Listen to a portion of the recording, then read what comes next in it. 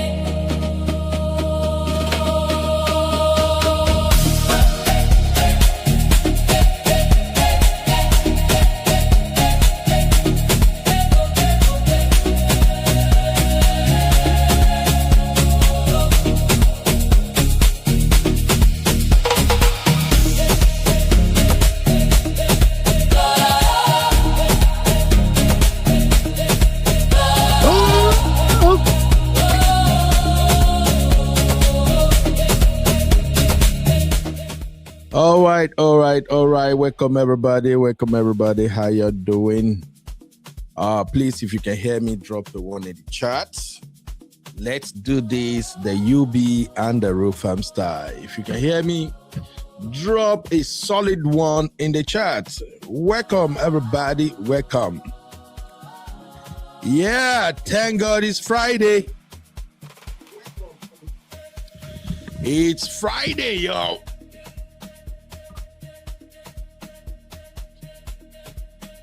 Abby, why are you asking if everything is okay? Come on. It's Friday. Woo.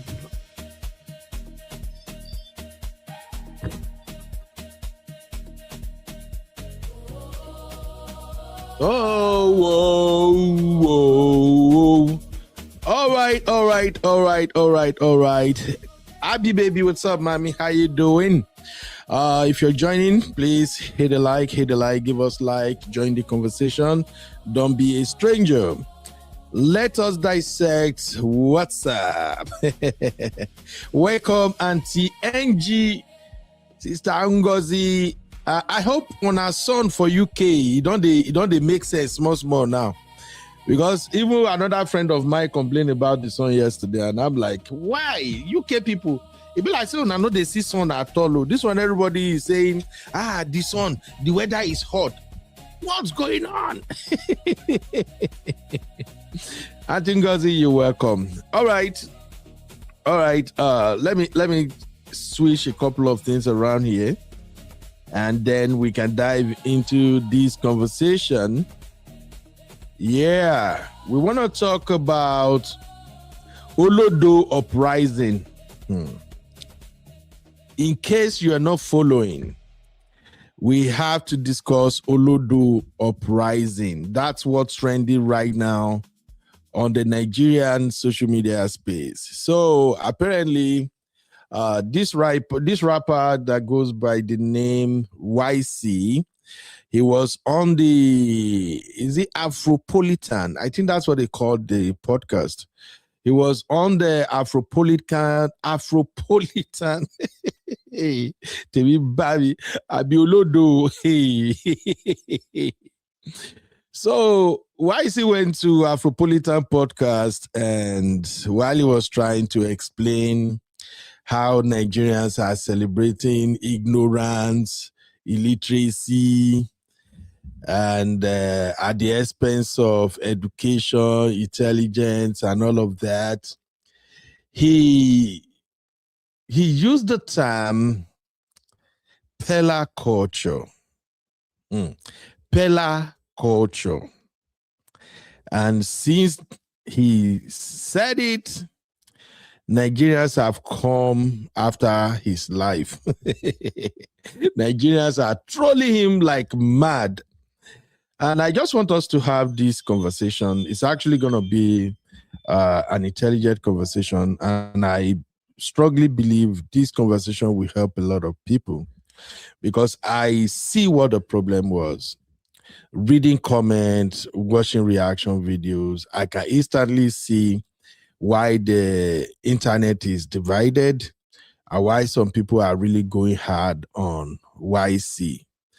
And I think the vast majority of Nigerians still don't understand how social media algorithm works.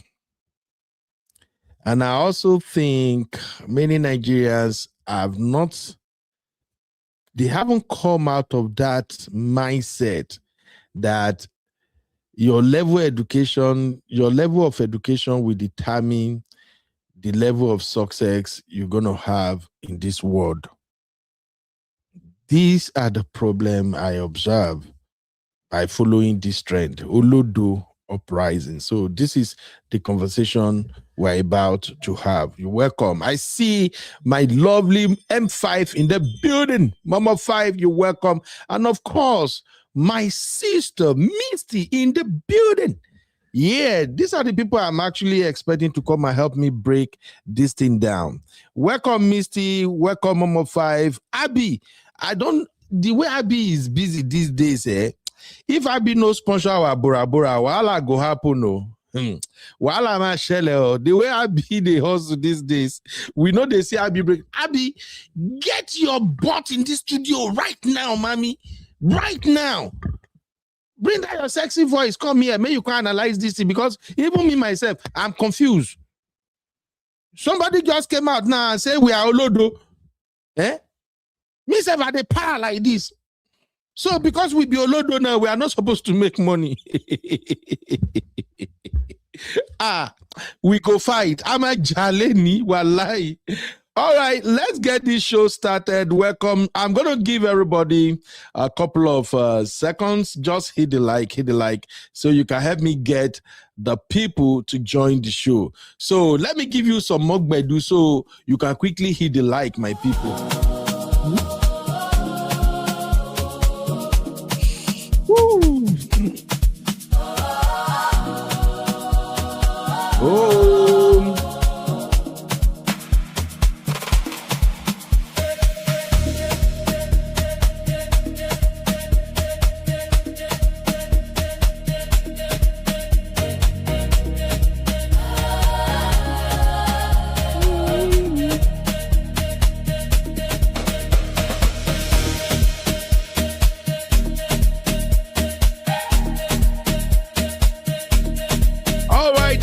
All right. What's up, Abby Mama? How you doing, girl? Uncle Ben. Good evening, Abby, sir. You know they feel that my body, the way they move them. You know they feel them. It's giving. Abby, today na Friday. Oh. How you doing, baby? You doing all right? Thank you, sir. How are you? We're good, Abby. Abby, we are missing you. What have we done? I've been here every time. You are not here. It's only the South African thing that I missed. I was here yesterday. I've been here every day. I don't feel you like you are here. No, it's because we've not been consistent for like a week. From like Father's Day and stuff, but you can't be like saying now almost 1 year I don't see you last. No, it's only that South African show that I missed because I didn't watch the show, but I've been here every other day. It's true, fact. Abby, you need to give me your man number. I need to ask him some questions. I don't have any man. No, you have to give me his number. I need to ask him some questions. Make I know whether he go be my better in-law or maybe me and I go to fight from now on. No, you need to let me know. I've been here, Uncle Ben. It's only that South African show that was not here, and I already said Really? I was here. Yes. Where are they coming? Yes. With them. By the way, where is my Zeno? I tried calling her like 3 times. She no pick. She changed her number. No, she didn't change her number. I'll ask her why she did not pick. She's okay. Yeah, or maybe she did not save my personal number. I was calling her with my personal number. Maybe that's why she didn't pick. Please help me check on my baby. I've missed Zeno, my powerful Gen Z. I speak to her, but I'll tell her that you're looking for her. Mama 5 say you have been here. Me, I don't feel that you are here. Uncle Ben, what is going on is that I'm not as active on the backstage. That's the only thing. That's why you feel like I'm not here. But in terms of live shows, I've been here. Except is Mama 5 saying she saw Zeno last night? No, she saw me. Yes. Okay. Zeno has not been here. Zeno is busy. Zeno is doing PhD. Yeah, I know. I don't feel like what happened. But I like the fact that I don't see her, Sha. You know why? Sometimes when you have serious project or something you are working on, it's better to just shut down social media completely, because sometimes social media is a big distraction. So it makes sense. Misty say, UB, Zeno dumped you for being coconut head. Wallahi, I'm telling you, I go do my 4 weeks diploma certificate in law because of Misty. Wallahi, well, then you need to choose a struggle. You can't complain about me being scarce when you still want me to be a millionaire. You have to choose one. What do you want? Abby, I want both. I want you to be a billionaire, and at the same time, I need you. I need you. You have to choose it. You have to have a balance here. Abby, I don't just want you. I need you. We need both. We need balance.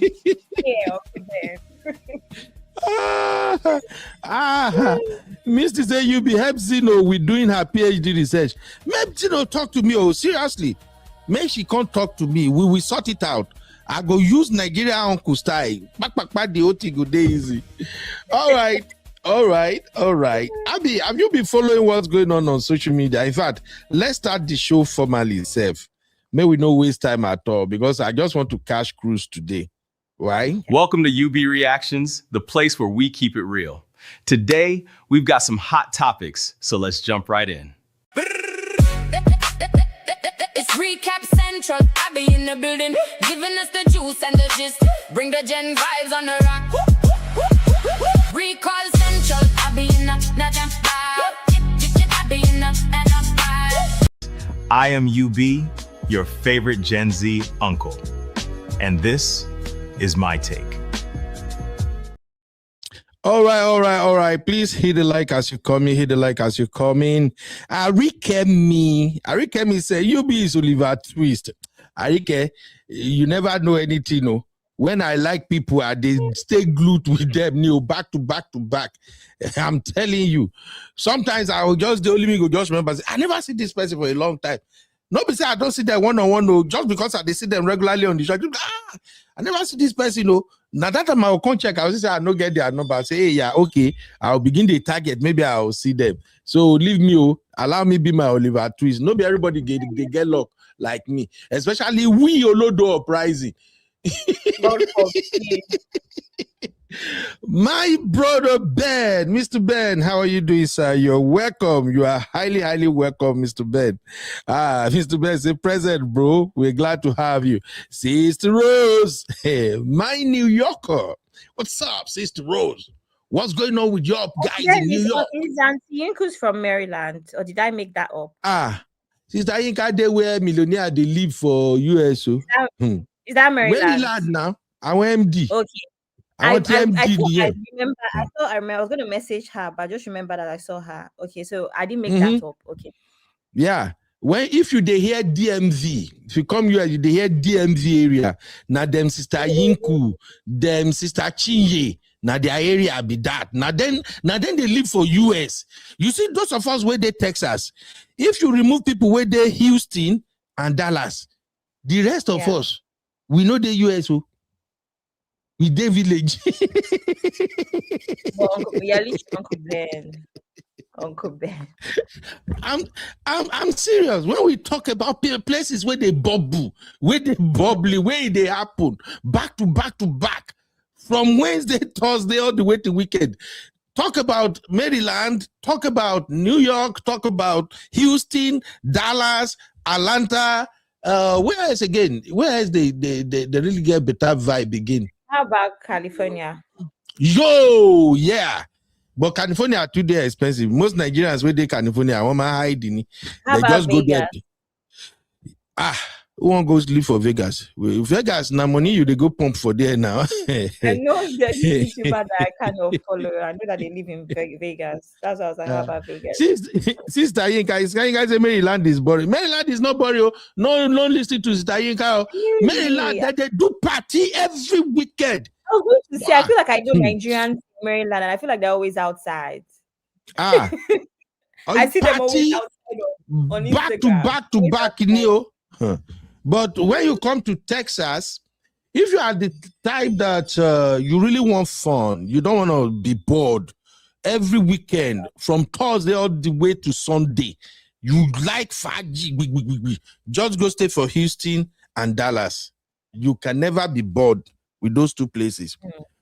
Austin, if you are the type like you just like cool environment, you like, you know, rich people, they boring.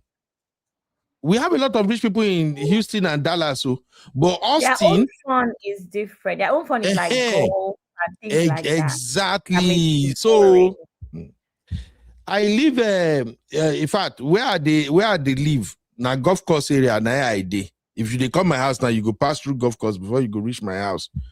If you go now from this today now all the way to Sunday, our golf course they busy. All these rich Oyinbo people and some black people, and then they fool there.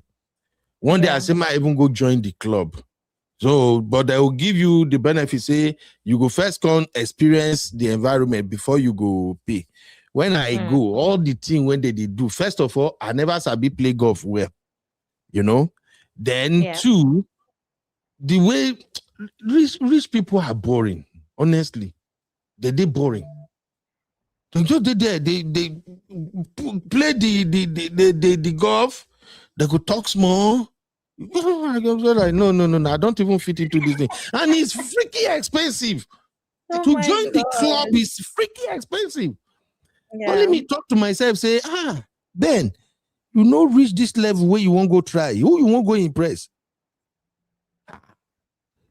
If you want rent the when they call this way, they hit this thing alone. Some to rent on $30, some $50. I'm like, wow. I look everywhere. I collect some drink. As I come out, I no agree go back. Now I tell myself, okay, if I want form, I go just go to the golf club, go take picture. Chaka. I'm telling you, even my backyard, like if you follow the street where they my backyard, after my kids' school, like you go just enter, you just did the golf club feed already. Now I say, I go just compose it. Thank God I get better phone. I go zoom. You go see those Oyinbo for back. I go wear cap and you chakam. Go post them for Facebook or Instagram. I'm a fake here. We go fake until we make them. Nothing they happen, Abi. Is it wrong for me to do? You can try and have fun.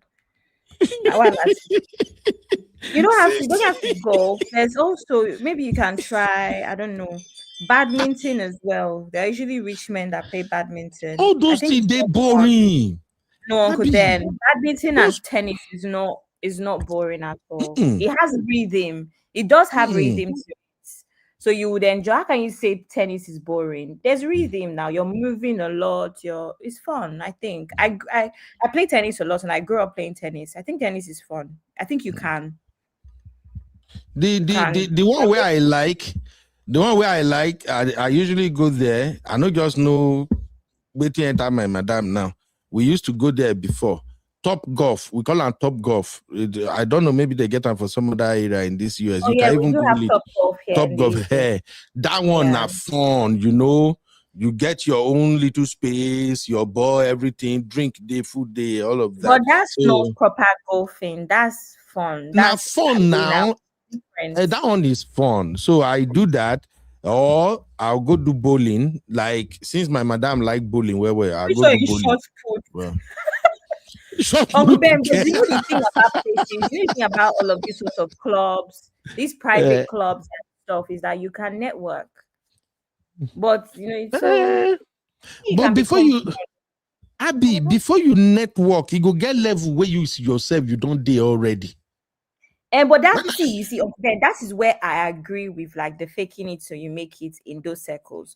Going there to take pictures is not the faking it till you make it. I agree with, but going there and I'm going to talk this way, I'm going to look this way so that I can create this network for myself. That is a good way to fake it until you make it. Sure, you see, Uncle Patrick, no, you see, Uncle Patrick, to be a member of golf club is $5,000. I tell you, very expensive shit. Nobody tell me, only me run. I say, I know this level, Josh, I know me. Like I did my lane, JJ, but it's fun though, because even if you are in the environment, everybody just assume that, you are something, but, Nah. My Jack be sitting back try here. No, rich people get boring life. Jesus. Anyway, let's get the show started. Thank you everybody for coming. Misty say, even when I'm super wealthy, I wouldn't play golf. Misty, I agree. I wouldn't even go. I'm not going to argue that one. Oh my God. All right, let's check out what we got today. Welcome to UB Reactions, the place where we keep it real. Today, we've got some hot topics, so let's jump right in. It's Recap Central. I be in the building, giving us the juice and the gist. Bring the gen vibes on the rock. Recall Central. I be in the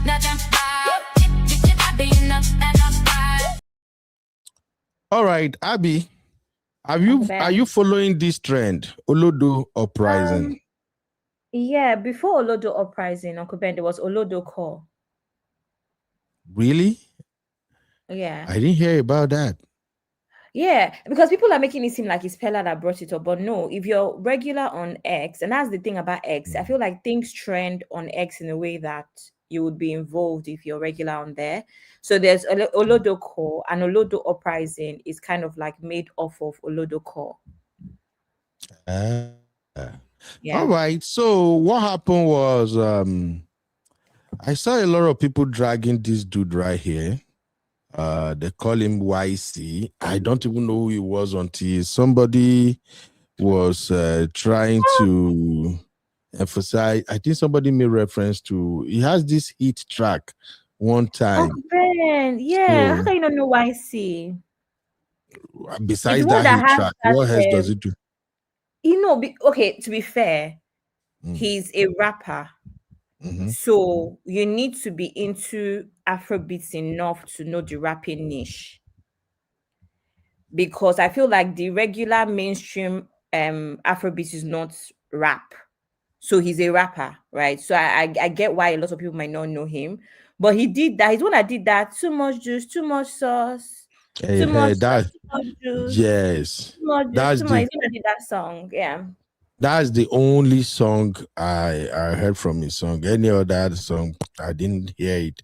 So, although to give him credit, what he was discussing on that Afropolitan podcast is actually a very good topic. And his point were not, I don't think he was trying to downplay the achievement of Peller. I think he just used Peller culture, like he said. He just used it to describe this mentality of Nigerians, the ignorance, how Nigerians celebrate ignorance or seriousness, and this viral fame, over education, competence, and intellectual achievement. That was what it was just alluding to. But then when he made it to social media, I think they twisted for him and they were bashing him. Now, out of that dragging, I think there are a couple of questions we may ask ourselves, and we just have to face reality. I don't know if you agree with me, Abby. It seems like in Nigeria we have this mentality of thinking education equals to success. Mm-hmm. You get what I'm saying? It's like, you know how our parents will say, go to school, go to school. You have to go to school. You must go to school. Just go to school.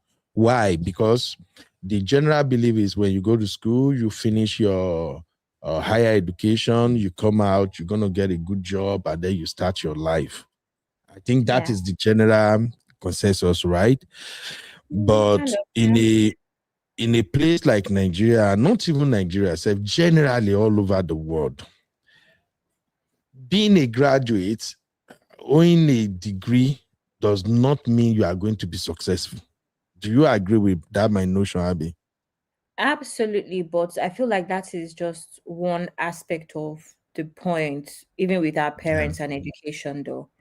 I think that parents, in my opinion, I feel like a lot of Nigerian parents care about courage, how you come Mhm. across, and things like that. They are very much interested in not being embarrassed outside, Yeah. in a sense.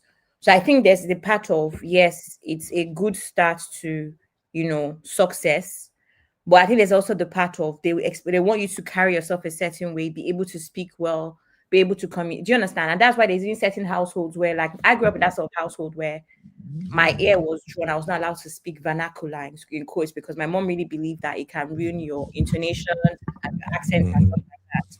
So I think that there's more of a thing of courage and how you come across, besides the fact that it sets you up for success, right?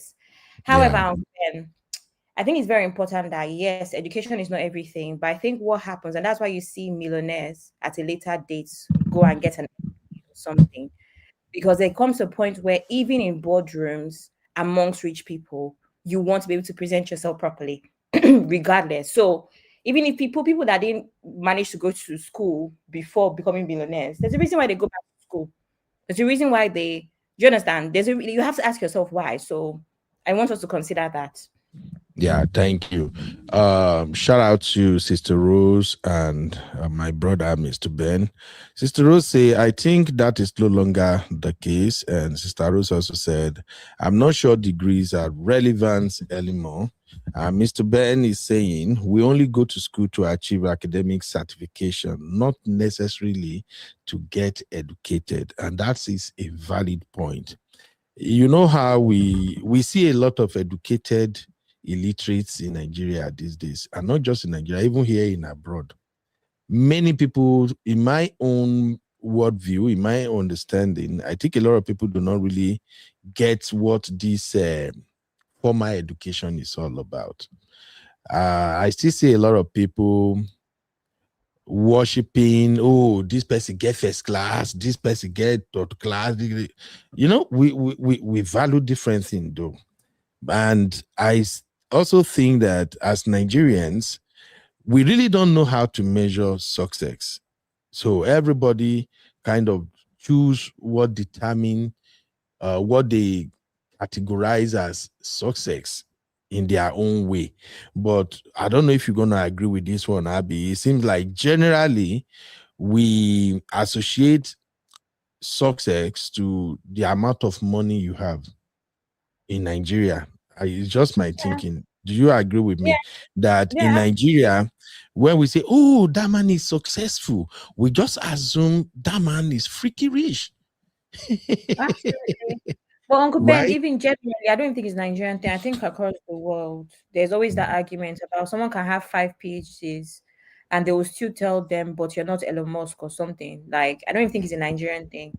The world, just because of social media and with Hollywood and all of this stuff, They just think that success is money and flashy things. Meanwhile, when we see people that may have old cars or whatever, but you check their certification or whatever, you're blown away. Or you now find out that they have way more in investments, you're blown away.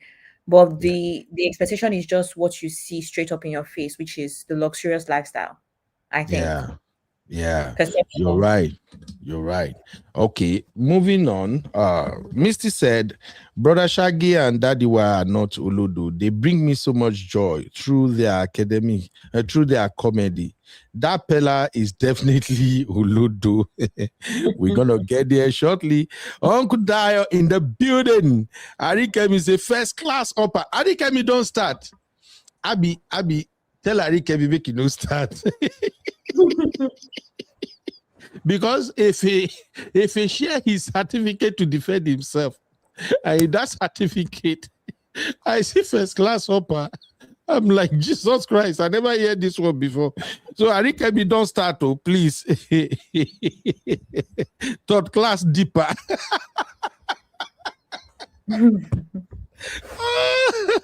Look. Let me tell you something.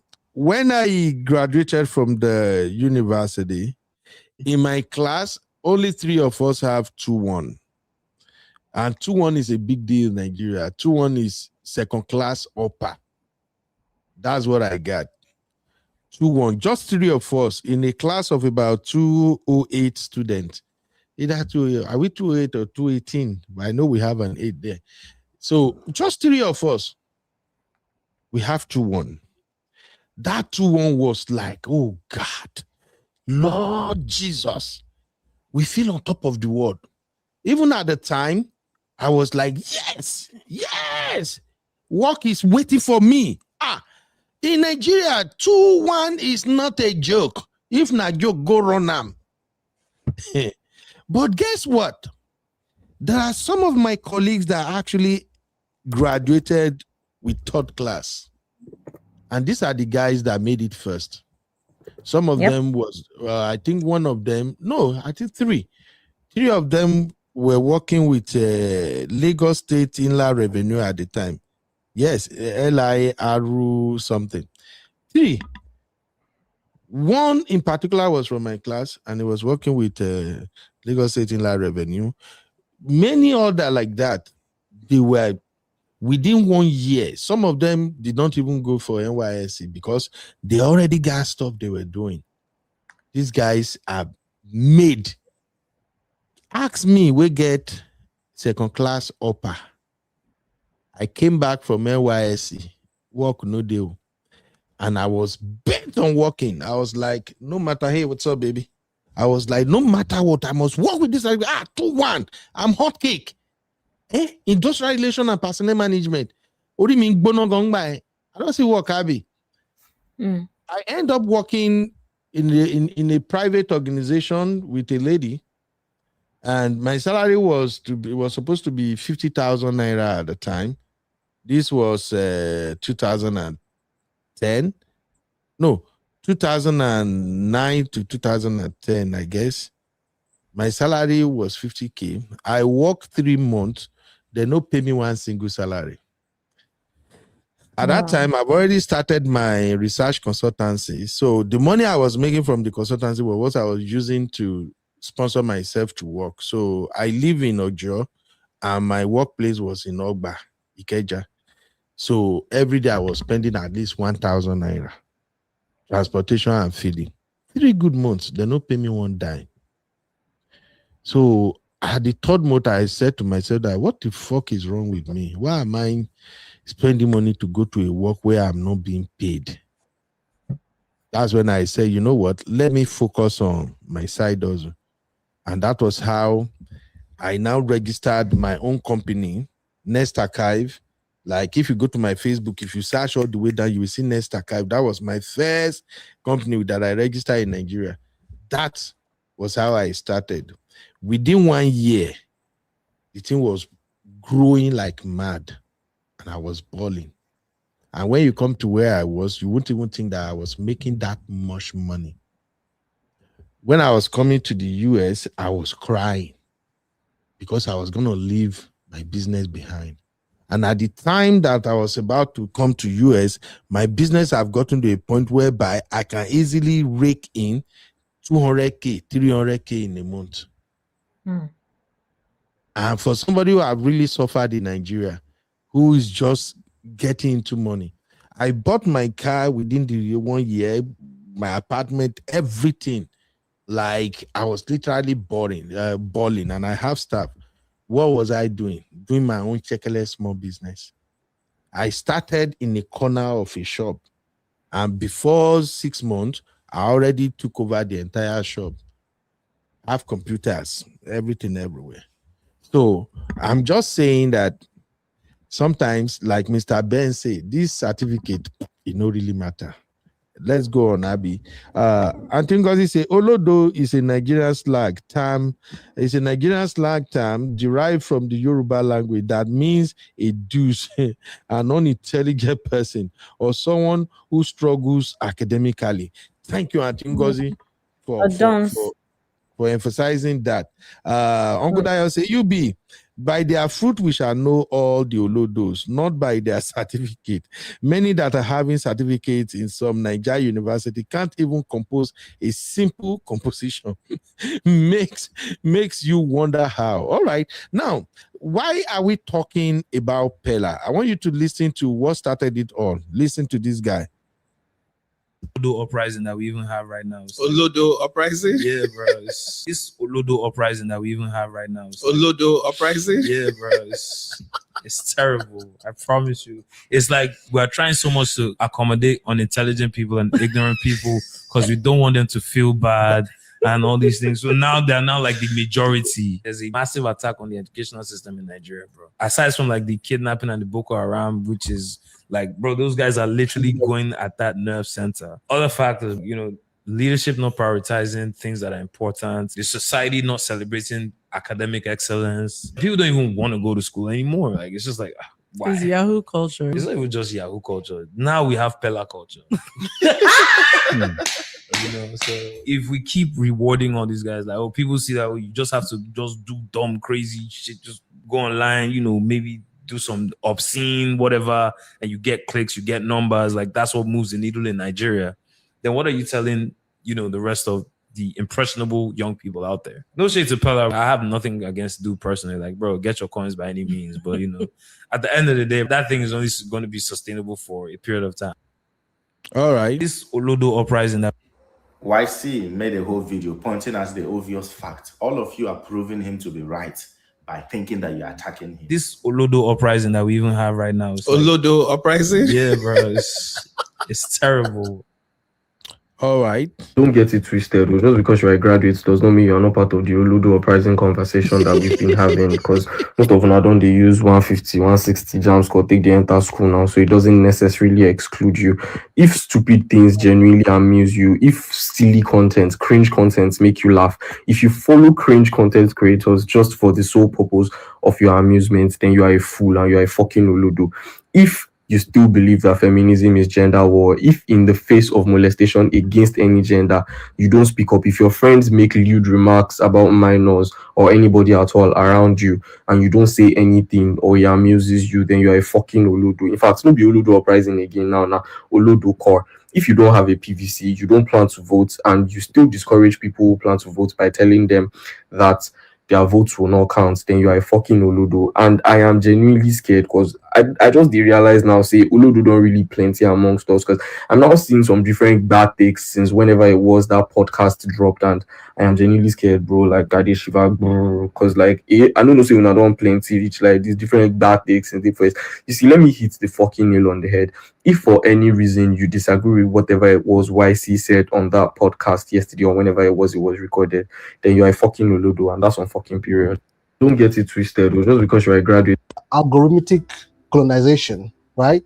Making stupid people popular as a way of neocolonialism, right, through algorithmic manipulation. Right. And so we see it using the apps you just mentioned, how erratic behaviors applauded, the algorithms pushes the same, tapping erratic, nonsensical behaviors. You see someone wakes up in the morning, goes to the market and starts screaming and shouting, acting like a mad person. Woo, the algorithm feeds that. Always recording it. Right. When they put it on social media, the algorithm pushes that. This is someone drinking bleach. All right. Abby, everybody, I hope we get the gist now, right? But here's the thing. Like I said, there are people who are in favor of what YC said, and there are people who are absolutely against what he said. But I kind of see it a little bit differently, and I don't know if you're going to agree with me or not. I think there is this general absorption by people that Peller is unintelligent. I think a lot of people, they thought Peller is unintelligent. Do you think that's too, Abby? I don't think a lot of people think Peller is unintelligent. We don't know if he's intelligent or not. Okay. We don't know Peller. I don't even think, Uncle Ben, do you know Peller's name? I don't know Peller's name off the top of my head. I just know him as something Peller. Taufik or something. I don't even I just know that he's a Yoruba boy, right? Well, I'm saying this to say that I don't think it matters if the person is unintelligent or not. It's the content that you put out. Do you know what I mean? So I don't even think that is even anything that anybody is discussing, is whether he as a human being is intelligent or not. Now, I remember a couple of weeks ago, maybe even last year, a while back, this topic came up and there was a whole conversation about how, no, actually, it's just an act, just like an actor. This is his niche and this is how he's chosen to speak. But actually, outside of this niche, he knows how to speak well. Did Peller not go on TV? Can Peller speak well? Did he not have an interview with Uche? I am not Uche. Was BBN guy, the host, him, Ebuka? He went on channels that Ebuka does.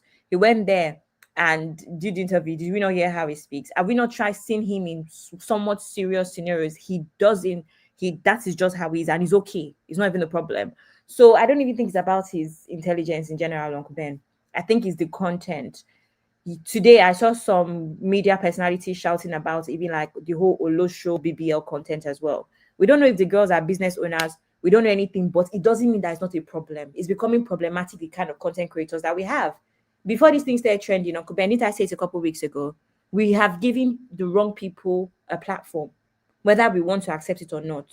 So, yeah. Okay, okay. I'm right here. Now, for me, if you ask me, I think Peller is a very, very intelligent boy. Outstanding boy.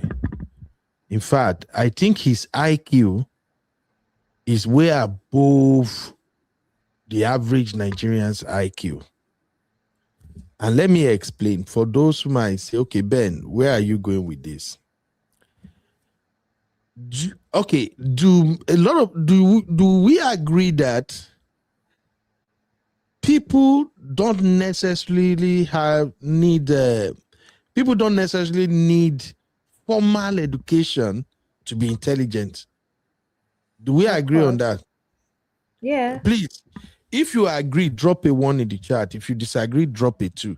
That's why I say this is more about we learning one thing or the other on this show. You don't necessarily need formal education to be intelligent. And I think that is where majority of some of us Nigerians, we are getting it wrong. We just kind of attach being intelligent to education. Oh, we just assume that if somebody should have a first degree, second degree, PhD, that person is super intelligent. No, because being intelligent is the innate ability to learn, to reason, to solve problems, and to adapt to new situation. Why formal education? Formal education is merely provides the knowledge, that is fact and information, and the structured environment to exercise that intelligence. So if anybody that quite understand that degree, formal education do not necessarily mean that you are unintelligent, then you will know that Peller is a freaky smart boy. Peller is more intelligent than the lots of youths in Nigeria, including the guy that even say Peller culture. I will explain. I don't know, maybe you were on the show, Abby. When I say there is this rich man who has a company around Okukumaiko area in Lagos. That company is called Doyin Group of Companies. Big company. That they produce Maggi, produce all the condiments, all kinds of stuff. That man has been running that company for years now. And that man do not have formal education. And yet, he had this, the man was competing with all these companies that were making Indomie noodles and the like. So, when people listen to Peller talk and all those things Peller is doing, and they just say, this boy, Olodo, fool, or there. I just laugh. Peller almost fooled me too. I almost wanted to believe that this boy is dumb. This boy no know jack. Until I now calmed down and started looking at him from the lens of a content creator. Then I know that this boy is rich. Let me ask this question now. Anybody listening right now? Ben, I disagree with you. I've been waiting for you to land because I was expecting you to tell us moments that have made you believe that Peller's IQ is amazing. I'm going there now. I'm going there now. So you need to let us know that because there's definitely no IQ and there's definitely no intelligence. What Peller is coasting. Yes, Uncle Ben. Peller is coasting and he's pretty much going by trends and luck. Like most, if a content creator, Uncle Ben, if I decide that my content is going to be twerking, I'm probably going to grow my following twice as fast. That is how life works because they're saying things that sell. Once this period of social media ends, he's not going to be intelligent to you anymore. That is how social. I cannot look at a content creator that does Peller's kind of content and assume straight away that he's intelligent. He might be street smart. He might be able to follow trends. I even highly doubt that. I highly doubt that Peller goes through his analytics and looks at the graph and thinks, okay, this is where I peaked and this is where I dropped. I highly doubt that he does. If he has management, they may do that for him. But I highly doubt that he does. He's just lucky. Sister Rose, I highly doubt that there's strategy in this thing because even to have the strategy, you need to have some education. And that's why content creators that don't have the education when it comes to strategy and stuff, that's when your management will come in. He's just a lucky boy. There's no intelligence or any strategy here, please. Nothing. Okay. Abby, you have a fantastic point right there. I absolutely agree with you. Like I said, Peller almost fooled me into believing that he was unintelligent until I started paying attention to him deeply. Till now, can anybody tell me if they ever had in anywhere that Peller has been scammed? Anybody? If you ever hear that Peller, they don't scam her. Because this boy don't know anything. Olodo, like they say, Olodo Uprising. Has he ever been scammed? Uncle Ben. This boy, I'm coming, my dear. Because what? Hey, Uncle Ben. No. Uncle Ben, this is where I was going to say something earlier about education. Uncle Ben, do you know what makes you a well-rounded individual? I don't know. Sorry, let me use myself as an example because at least I did not grow up poor. Do you know what makes me a well-rounded individual? Uncle Ben, because I also grew up in the barracks. That gave me some street sense. Uncle Ben, if I did not grow up in the barracks with the way I was sheltered, I probably would not understand some things and you would see me as some silly spoiled brats. My point is that, Uncle Ben, there's education. The streets may educate you. The church may educate you. Uncle Ben, you educate me. Uncle Ben, I did not grow up with you. I met you in a different phase of my life and you've educated me. This platform educates me every day. That's not education that I've gotten from any of the private schools that I went to. That's not any education I got from any of the universities I went to in the UK. That's not education that my parents gave me. That's not education I got from the church, right? So that scam could simply just be a case of being a street smart boy, which half of Nigerians that were in Peller's situation, not from exactly rich homes, are street smart anyway. So, Uncle Ben, if you want to talk about intelligence, there's so many things. There could be intelligence that, and that's why we even say, even with university, you go to university from home. There's a different kind of experience you get from going to university as an independent person and leaving your parents at home. You are going to learn something else outside of your books. You cannot go to university. University has to go through you too. If you don't cook at home, you must cook at university. You learn something else. You don't have your mom there that is negotiating with the butchers for your food. You have to negotiate with butchers by yourself in university or whenever you get the chance to be independent.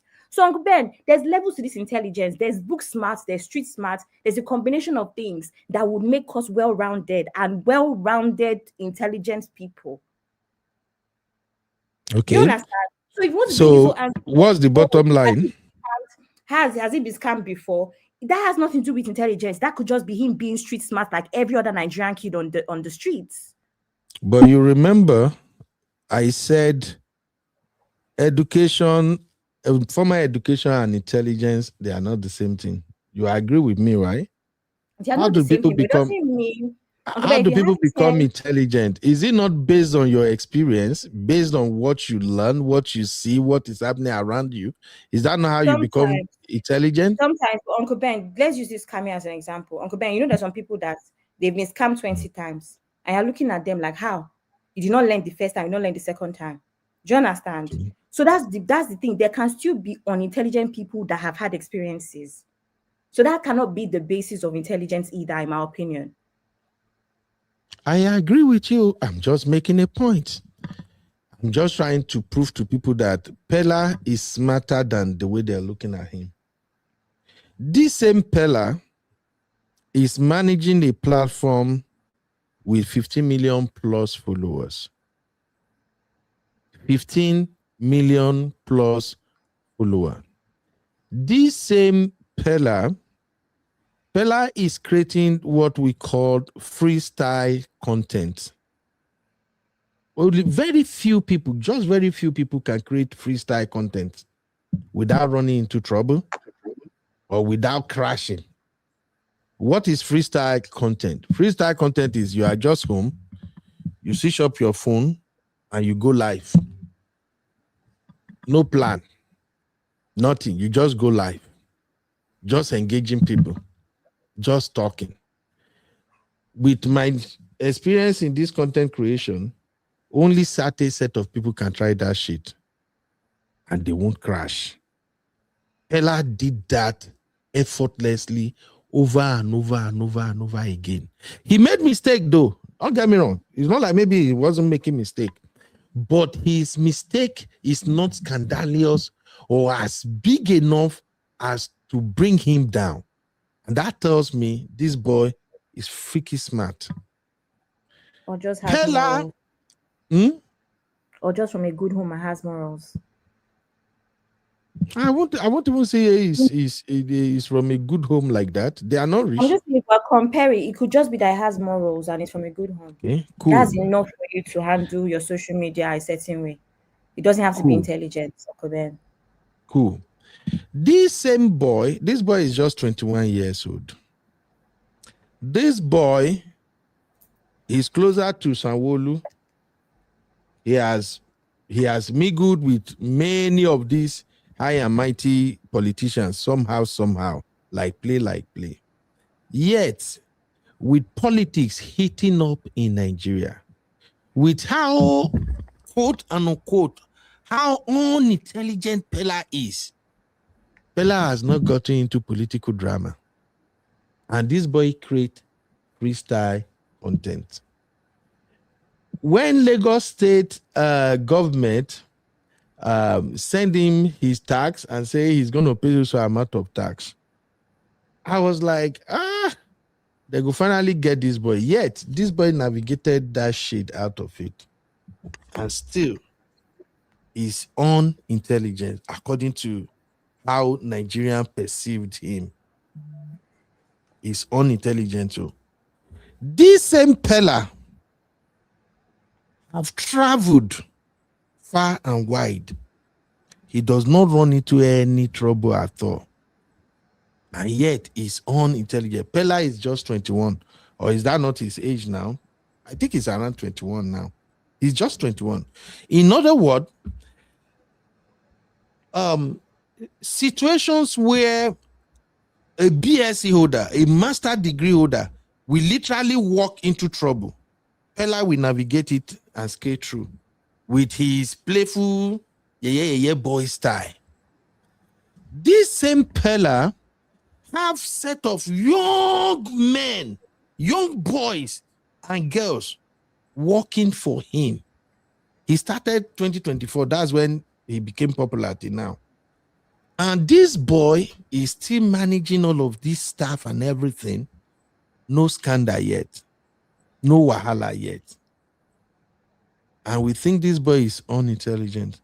This boy literally used everything that happened to him, he turned them to content to make more money. All I'm saying is this. This is what I saw in Peller. I may be wrong. I see Peller as somebody who understands how to manage people and how to manage his business, even while he looks stupid. So that is just my case, Abby. That's why I said, to me, Peller is more intelligent than many of these people that parade degree and say, I have masters, I did this, this only. Even the guy that went to podcast and said Peller culture. That guy, for how long has he been in the limelight now? That in song, how many years now? Where is he? What has he done till now? So the bottom line is, in Nigeria, we have this crab mentality. There is something about many Nigerians that if they thought somebody is not at their level academically, that person, nothing good cannot come out of that person. If the person managed to do something outstanding, let's criticize him, let's bring him down. That is rubbish. Why this person is accomplishing, it shouldn't be somebody like this. It should have come from certain kind of people. That is just what I'm saying here.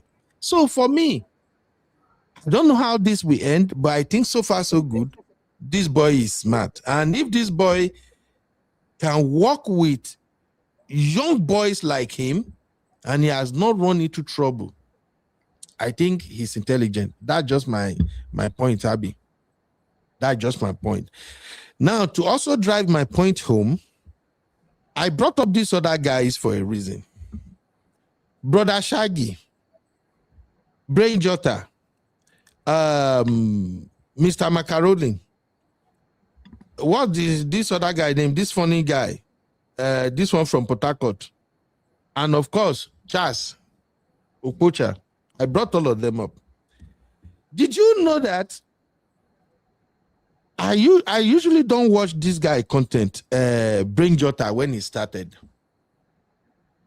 I started watching Brain Jota content now when he switched to this medical comedy content where he will be dancing Ogene and he will be passing message. That's when I started watching most of his content.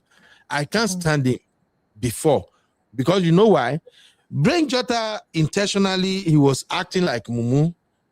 The way he talking is just kind of slow for me.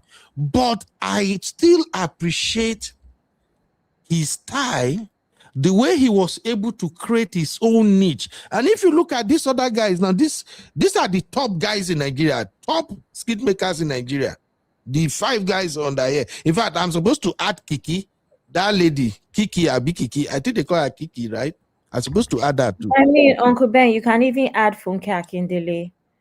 At the end of the day, similar to, so there was a discourse yesterday about what Mr. Easy, I think you should have added it to this, what Mr. Easy and Temi Otedola did on their podcast. And here's my own thing about social media. Temi and Mr. Easy, they now have podcasts. They've always had a podcast before they got married. I don't know why a lot of people don't realize. I used to watch them, but anyway, I don't even know. We should have added into this topic because it's very similar. It's very similar in the sense of like social media perception. My own thing is, I'm not going to make a comment on anybody's post that they are stupid or they are Olodo or anything because I'm not going to consume Peller's content because it does not appeal to me. And that is Exactly. the beauty of the number of content creators and podcasts that we have here. If you hate Temi Otedola and Mr. Easy's content podcast because all they do is talk about money and stuff, they are rich people. Let people that are rich or aspire to be rich or have that kind of taste watch their podcasts. You watch another podcast. If you're into sports or politics, watch politics podcasts. What do you understand? That's how I feel about content creators. Do you understand, Uncle Ben? So personally, I have to be very honest and say that I don't agree that I said it before. I don't believe that they're talking about Peller as an individual, because in the same breath, I've seen so many people argue that Peller is intelligent and all of these things is just an act. I've seen that argument a lot over the years. And that is fine. My point here is I believe that people are talking about his content. His content is unintelligent, and it is not a lie. The problem I have with YC is that YC is not a 20-year-old. I'm a bit tired of 40-year-old men going to speak publicly and not having the emotional intelligence to present their topics properly. Peller is a younger brother. You are twice Peller's age, Mr. YC. You shouldn't have said that. Uncle Ben, you understand what I'm trying to say? What YC said is not wrong. He did not lie. Because even before this thing started trending, I said it a couple weeks ago, we have platformed the wrong people. Whether it's BBL content, there's one rubbish content that's going on in Lagos now by Lagos Paparazzi, where all they do is follow girls that clearly are prostitutes, and basically they put the price tag of everything that they're wearing. Please, how is that content useful in Lagos? In Nigeria, where most people are poor, at this point, we're going through a crisis with our politicians. Do you understand? But that is what is trendy. And a lot of people are there, £30,000 bag, £80,000 Audemars Piguet watch. That's what is trendy. No wahala. But my point here is, Uncle Ben, we have an issue with social media in general. We have given the wrong people a platform. YC did not lie about that. But could YC have presented his points carefully? Yes. Did he have to say Olodo Uprising? I don't think so. Do you understand? I don't think so. He could have said, oh, he doesn't understand the kind of content that is out there. He feels that it's content that people cannot learn from, or people don't gain anything from. He wishes there's more. But guess what? You know what's funny about this Nigerian content, Uncle Ben? If anybody listens to, uses Apple Podcasts, go on Apple Podcasts. I know I follow Financial Times on Apple. I follow Financial Times on Apple Podcasts. Do you? No, you are the one that is choosing to watch Efe Kata, Abikata Efe, whatever his name is, and Brother Shaggy. There's intelligent podcasts too, but it is not out here. Those are not the ones that circulate. So I don't like this narrative, because actually there's options for everybody. If you know that your IQ is the highest and you're so intelligent, watch things that are intelligent. That's what I think. So that's what I have to say. But I don't agree that all this analysis of Peller is the most intelligent person IQ. I honestly, I'm being honest, I don't think so. I think he's just an average person, like most people with music can know. You're not going to come and argue that Wizkid is especially more talented than somebody that dropped off after 1 year of music. Are we going to now argue that Davido, Wizkid, and Burna Boy are the most intelligent artists in Nigeria? We know that is not true. But you need a couple of things to work in your favor outside of your talents, Uncle Ben. We talk about this all the time. Yesterday, are those still not working in favor of Peller? No, but that is it now, Uncle Ben. When I spoke to you 2 days ago, Shebe, I was telling you all the things I'm doing. I'm running here, I'm running there, I'm running there. Mm-hmm. So can I just sit down and say I'm not running? Whether or not God now decides that Abby is your time, all this chasing you're doing, you're going to get it. Hey, that's grace. It doesn't mean I'm not working hard. Doesn't mean I'm not talented. Do you understand, Uncle Ben? Uncle Ben, we can post a video on this channel now. That's video that will go viral, and it just doesn't stop. And that's what will give you. You know that's how it works. That's what will give you 100,000 subscribers. That's how it works now, normally. So let's not make it seem like, oh, it's about intelligence or about some special talent or some sort of strategy. It's about intelligence, Abby.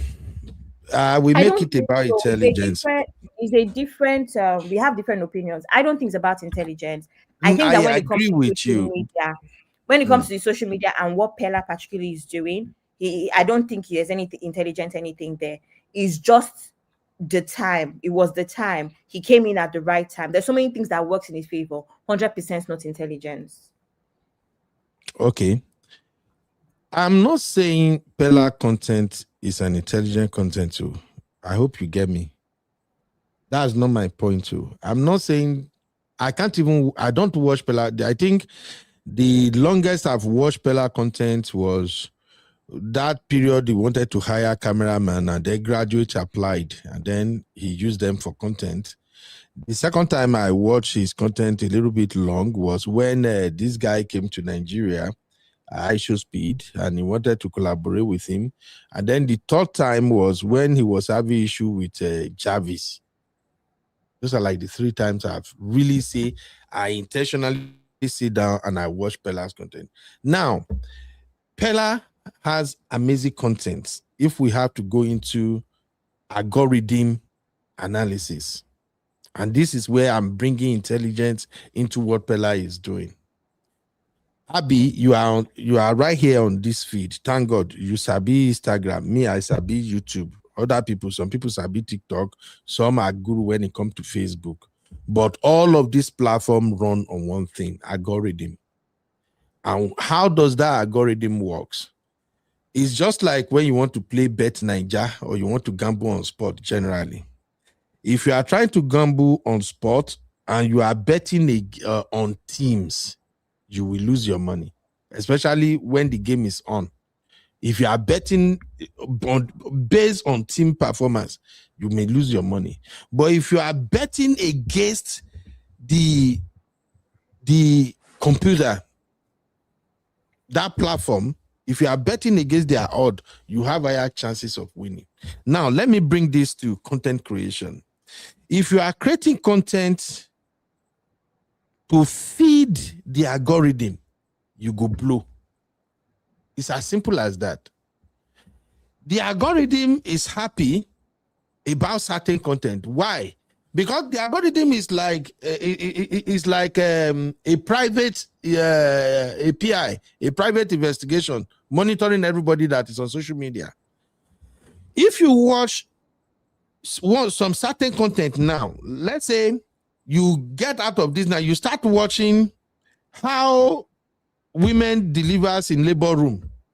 By the time you watch 10 videos on how women deliver in the labor room, the algorithm will start pushing those content to you. Anytime you open your phone, bam, you will see something like that. That is where intelligence matters.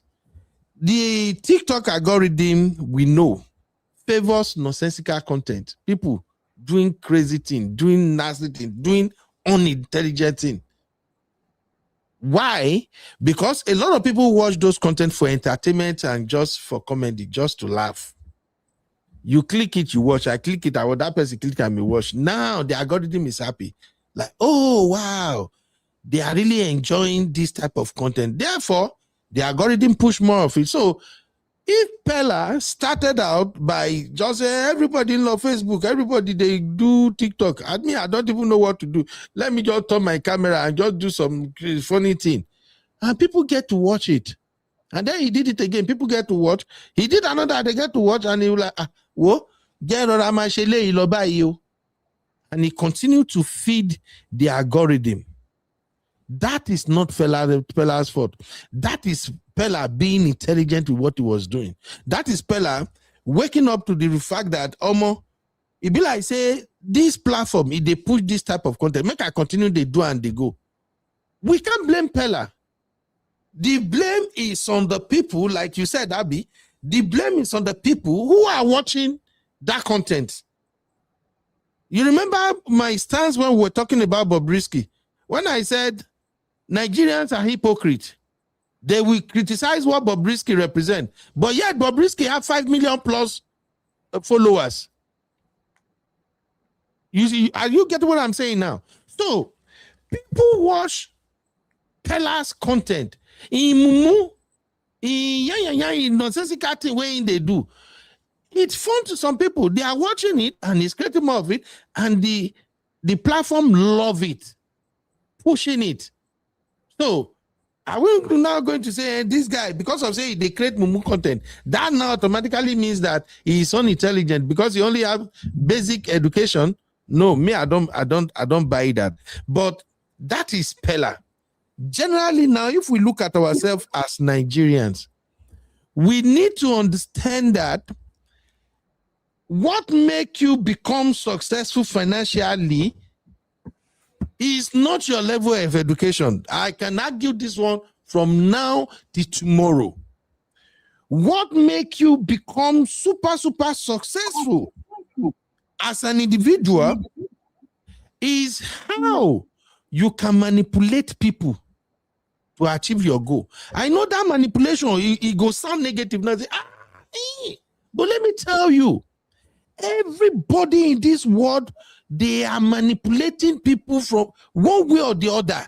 If you are going into business, you are going to manipulate people. You can call it any name, whatever you want to call it. But I know, as somebody who have degree in HR, I do know that the tenets of success is based on how can you use people. If you know how to use people, to become successful is not that difficult for you. Because whether you want to sell to customers or you need labor force that will work for you, you are manipulating both set of people.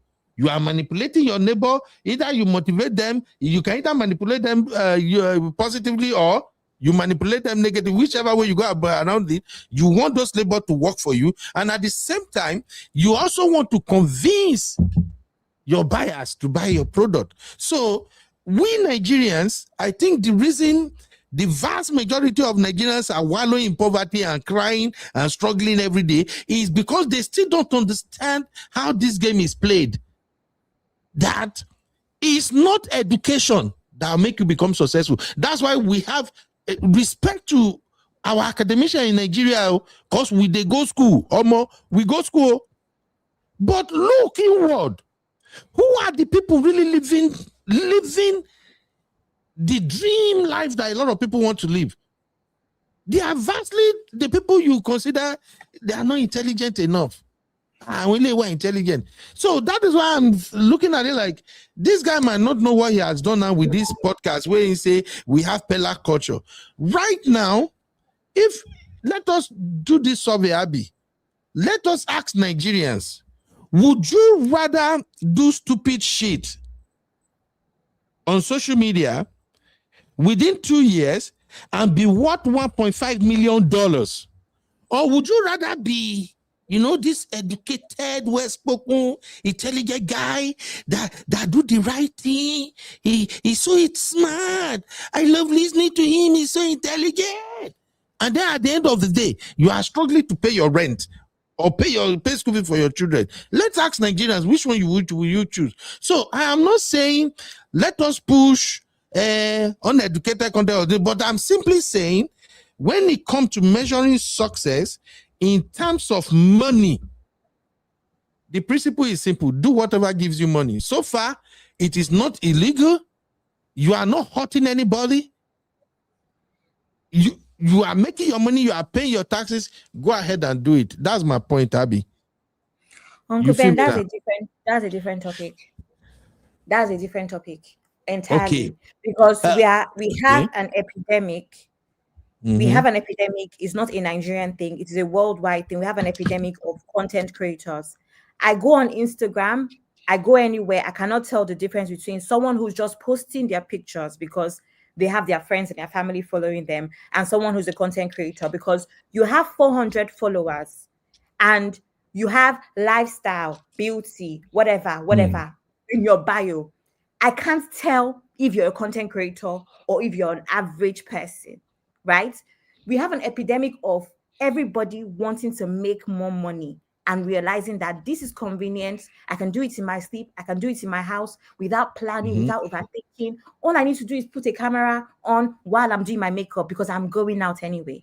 All I need to do is put the camera on while I'm out and about with my friends and vlog anyway because I'm outside anyway, right? So Uncle Ben, that is a different argument. There's an epidemic of content creating around the world because people are looking for multiple streams of income. That has nothing to do with anything else. I still maintain my own point right? Yeah. Whether or not Peller is trendy or whatever, I personally have been in a creator for years. I've been a creator since university, and I'm 8 years out of university, so about 11 years. And I do not think it takes any special strategy to have viral videos. And that's the thing about the algorithm. If the algorithm favors you today, all you need to do is work with the algorithm and be consistent. I don't think it takes special intelligence to know that. And we see it happen all the time. If something it works for you and is trendy right now, you're going to keep doing it. And that sometimes can be a good or a bad thing. In maybe 2 years, there's going to be another Peller that does it for 5 years. It happens in music too. It happens in music too. Who is going to take over from Whiskey and them lot? It's going to be the Fola and the Rema and them lot. It happens on Ben. There's going to be a couple of years or whatever where somebody is trendy, algorithm or whatever you want to call it, grace, whatever favors you. But I cannot sit here in good faith as a content creator and make it seem like he just sat in the morning and brought out a map and did this and that. Uncle Ben, once algorithm falls on you, and we know this, your own as a content creator, what you need to do is just be consistent. Use the right hashtags, right? Especially TikTok. Uncle Ben, do you know how easy it is to blow on TikTok? Because of how the For You page is configured. TikTok is not YouTube, but Uncle Ben, it's not like YouTube that everybody is struggling, no. TikTok is not easy. TikTok is only YouTube and Instagram that you can be struggling. But you see TikTok. But how come we don't have, if we have to go by that, Abby, by now, knowing Nigerians for who they are, we're supposed to have over 3,000 or 5,000. Uncle Ben, we are not Uncle Ben. I've said this before. We know how this goes. A couple of things have to work in your favor. A couple of things have to work in your favor, because Uncle Ben, you cannot choose, Peller, whatever. Like I asked the question, would you say that TikTok is very easy? Actually, my first page that got TikTok is actually very easy. It's the easiest platform to to monetize. It's the easiest, well, if you're in the countries that monetize it's the easiest platform to grow because of how the For You page is set up. If you don't know how to do it, that's a different case. But it is the easier platform to grow amongst every other platform. The hardest to grow are YouTube and Pinterest. Those are the two that, in fact, Pinterest, forget about it. Forget about Pinterest altogether. Uncle Ben, what's it called? I asked a question earlier. I said, if we're going to start going by intelligent content, the biggest lifestyle content creator at the moment in Lagos is Lagos Paparazzi. Uncle Ben, his content is platforming ashawos. Is he smart too? Is he an intelligent person too? But that's what's popular. Is he making money? He's making, Uncle Ben. So are we? These are the issues, Uncle Ben. These are not the issues. No. Let's stay one place. I can make money by being a prostitute. Abby, if you choose to. I can make money by being a drug dealer. If you choose to. Yes, Sister Rose. I won't support it if it's illegal. Especially but so far, the point I'm making is this. So far, what you are doing is legal. And you are not hurting anybody. Go for it. Uncle Ben, making money does not make you intelligent. As in, people can make money. Uncle Ben, that's what I said. Uncle Ben, if making money, let me tell you something. I'm not going to agree with that. If making money does not make you intelligent, all the intelligent people now, they're supposed to be millionaire and billionaire now. Uncle Ben, no. You're mixing, Uncle Ben, try and work with me. I'm mixing a couple of things up, right? Okay. You're mixing a couple of things up, right? There's variables here. You need to be intelligent to keep your money and to continue to make money. You don't need to be intelligent to make money. And that is why I asked the question earlier. You don't need to be. That's what I said. Has Peller lost any money? Abby, you're not getting my point too. No, I'm getting your lost point. Any money that people say, Peller just lost $3,000. Hey, Uncle Ben, you're from Lagos. Uncle Ben, you're from Lagos. You grew up in Lagos. The market women, the area boys in Lagos, right? they are street smart. They may or may not be intelligent. That when it comes to money, losing money and whatever, Uncle Ben, I put it to you that you do not need to be intelligent. You just need to be street smart. Abby, that's Uncle not how Ben. it works. No, that's You can't. exactly You how. No, Uncle Ben. That is see. exactly how it works. You just No, need to be that's not how it smart. works. Let me explain it how me I understand it. If you can make one time or maybe 2 time money as a stupid person, I agree. But when somebody assume to be stupid, to be unintelligent, when that person keeps making the money consistently over a year, for 2 years. Like social media, Uncle Ben. Abby, we get this space now. Okay, Not Abby, from let craft us like take it to social the next media. level. Not like craft on social media now. Uncle Ben, how can you say It's it? like social You're media. a social media person now. No, let me explain How can it you say this way, Abby. Let Uncle me Ben, explain it this way, Abby. let me explain to you what an intelligent person is. Someone that can scale like Mr. Beast. That is no longer about. You are using grammar to describe what our father and forefather has been doing way before Western education come. You are using grammar. All this scale. I don't What even is scaling? you. This is your jurisdiction. Okay. I'm not even expecting you to even argue, Uncle Ben. When we see Abby, content creators, we argue it because let me I see. Wait, now, Abby, I'm arguing it because I see a lot of our people wallowing in poverty because they don't understand this thing we're talking about now.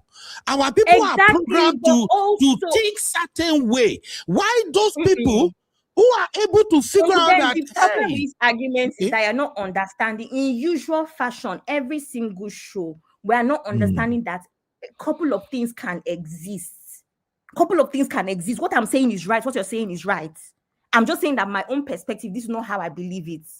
Uncle Ben, I agree. Things like social media, you don't exactly need to be intelligent. Scaling now, and I give an example with people like Mr. Beast, people like Patricia Bright, where whether they post on YouTube or not, a lot of go and check all your OG content creators, they don't post on YouTube anymore. Ask yourself why the last time Jackie Aina, 1 second, sorry, Uncle Ben. Ask yourself why the last time Jackie Aina posted a video was a year ago. Because you have skilled past YouTube or past social media. But what does everybody know you as? A content creator. That is what intelligence can do. Intelligence keeps you in the game for 10 years, 20 years, Uncle Ben. That's what intelligence does. Abby, if we are having this, I think we are mixing a lot of things together here. Me, I'm speaking from the angle of Peller and why many of our people are broke because of their mindset. That's where I'm coming from. And I'm just using Peller to give an example of how smart and intelligent the boy is, but we are not saying it. No. That's my argument. He's just a lucky boy that came into the I don't agree with that one. If this boy reign for 6 months and fizzle out, I would say he's just lucky. This boy has been doing this consistently now for 2 years. Yeah. Well, they hear me, Abby, now make I land. Is Hildabasi also intelligent? Abby, make I land. This boy, Hildabasi a talented chef? Oh God, so, Uncle Ben, because you're using Peller, but there's so many people, Uncle Ben. You can't be a social because Peller is the reference point here, and I think it's a very good example if we are going to extract lessons here. Peller is 21. He's a good example, Uncle Ben. If you bring other variables in, you will understand my points. Peller is a good example, but bring other variables in, then my points will make sense. That's why I'm asking questions about. I am not saying, Abby, I'm not saying your. I am not saying your point is not making point too. Abby, I'm not saying your point. I'm not against what you're saying. I'm just defending Peller on the basis of this intelligence thing. I am just saying from my own standpoint, you may not be vastly educated. You may have just secondary education. But if you master the art of using people to achieve your goals, you are smarter than a professor when it comes to measuring success That's just me. People can drag me for that. It's okay. And I'm ready to go to argue this with any professor. That's not So our all I'm argument saying is now. you may see somebody who is not smart academically, maybe they can't even string 3-5 sentences together self. But when it comes to their arts, their trade, they know how to manage people to advance their goal, to achieve their target or whatever predetermined goals they set for themselves. Then I will tell you, this is a very intelligent person. That's where I stand. Now, as for Peller, that's not what? That's not our argument. We are What's missing the point argument? again. That's not an argument, because if you make that argument, we're saying that you have to go to school to be intelligent. That's not even me. That's not what I said. Because even growing up in Lagos, all those women that control, all these Igbo men that control all the shops in Alaba markets, all those things, it's not by school now, Uncle Ben. Okay, now we are talking. That has no, they're not. You see, now I'm talking. That has never been the argument. I've been talking since. That has never been the argument. And even at some point, actually, all these market women that sell tomato and everything, and they now become top dogs in that industry. All these aunties when I was growing up that sell lace in the markets, that is only Yoruba that they speak, but they are millionaires. They become Iyaloja and all sorts. Is it because of school? Is it because of school now? So Uncle Ben, don't bring that in, because that was never my argument. How many of us have, not even me, I'm different. How many people have the businesses that they have now, the work that they have now is what they studied at university? How many people have abandoned their degrees and started business, started content creation? Maybe we have that any girl. Remember that any girl that lives in America, that when she has law degree from Harvard, she's a full-time content creator today. Why is she not using a law degree from Harvard? The most when you see her talking in interviews that she talks about is how just her experiences at uni makes her be able to do this, do that, do that. And I say that all the time about me. If I abandon my 9 to 5 and be a full-time businesswoman, the only thing I will say to you if you ever interview me, Uncle Ben, is the fact that I'm a numbers girl. I did analytics at universities, why I can, do this and do that and do that. I can understand certain languages. Do you understand? That's the most. So yes, your degree at some point might end up being applicable, but there's too many people that studied at university and do not even use their degree today. So that's not what we're talking about. And I said this, and I'm repeating myself because I don't want the wrong message to be out there as if I'm looking down on people that don't have an education. No, because I specifically said we learn from church, we learn from school, we learn from the streets. Uncle Ben, I learned from you, and I met you at a later time in my life. I learned from Uncle Dayo. We are here, we do Sunday school, I will learn something. We pick. And that is what now makes you an intelligent person all together. So no, you may go to school and still be a didiri. You actually okay, so if we agree on all of this, why are people now thinking Peller is not intelligent? No, I have agreed with you. No, I'm saying that Uncle Ben, I specifically said that I do not believe that anybody's talking about Peller, because I believe. But that's Peller. We are talking about. You say everybody's not talking about Peller. Peller is who we are talking about now. I want to say, why are you pushing back? I've not landed. I don't believe they're talking about Peller, because I believe that Peller, this thing is an act. I said that so many times. They are talking about his content. And I now give an example. I said, in the same breath, I have a problem with so many contents like the Olodo content that is trending now from Egungun of Lagos and Lagos Paparazzi. So there's so many contents that we can have a problem with, because the question is, what is it teaching? What is the relevance? Are you teaching girls how to be Olodo? Are you teaching people how to, that is the bigger question. But I personally, what I get from this is that Peller's content is unintelligent, not Peller himself. Period. All right, I agree now. I can go to work now. Uncle Dayo, I don't know how far you are. You are free, Abby. I don't know whether you will hold the studio. I join you back or something. But Uncle Dayo is here. I just have to start prepping for work. Uncle D, you welcome. We'll make I put break here first before so that I go put this one for our podcast. Welcome to UB Reactions, the place where we keep it real. Today, we've got some hot topics, so let's jump right in. I am UB, your favorite Gen Z uncle, and this is my take. It's Recap Central, I be in the building, giving us the juice and the gist, bring the Gen vibes on the rock. Recalls. All right. All right. Uncle Daya, we are getting feedback, or is it from Abby? Oh, No, it's not me. sorry, it's from me.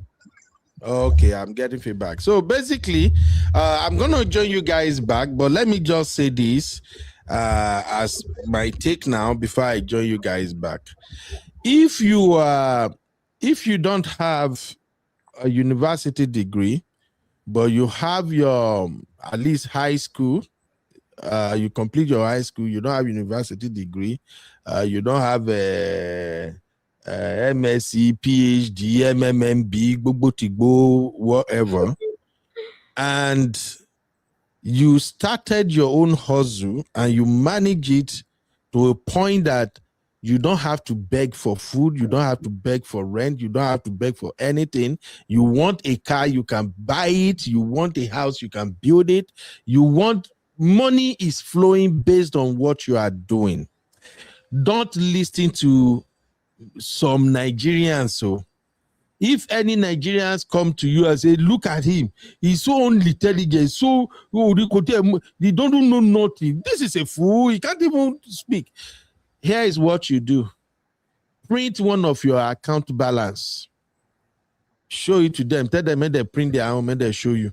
I don't care. Even if na professor, na him run him mouth at you. So far, you are doing well in your feed. You don't do anything illegal.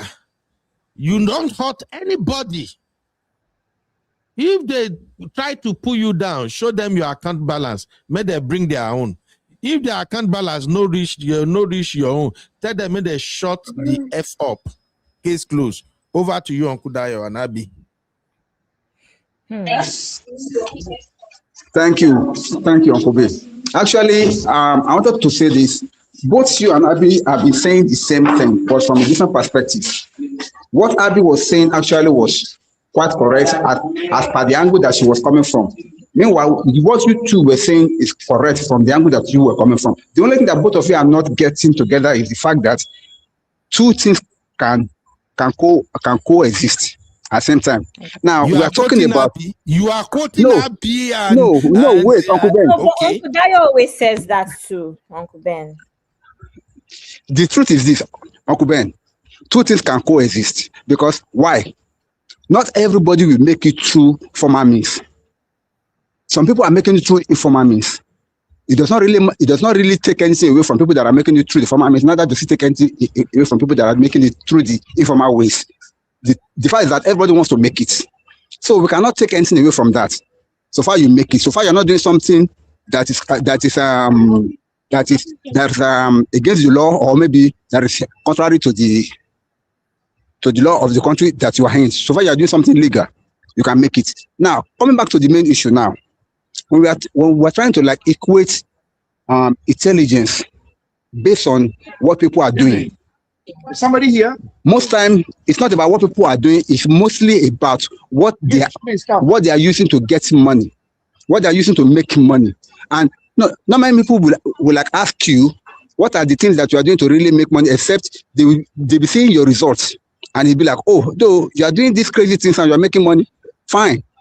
Meanwhile, somebody like me, or somebody somebody that is so like educated and so like well connected and all, we are not making it as much as somebody that is just an average guy on the road that is just doing something stupid and is making the money.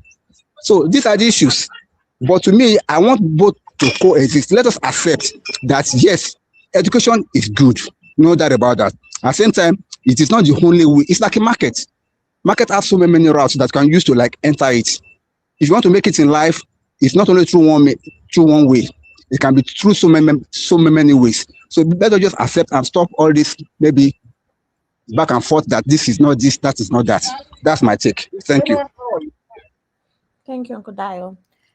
I think I've always said this. A couple years ago, my college invited me to talk to the kids about they invited me and they invited somebody that went the apprenticeship route. So in this country, after secondary school, after college, so college for us is post-secondary school where you do your A-levels. It's not like America.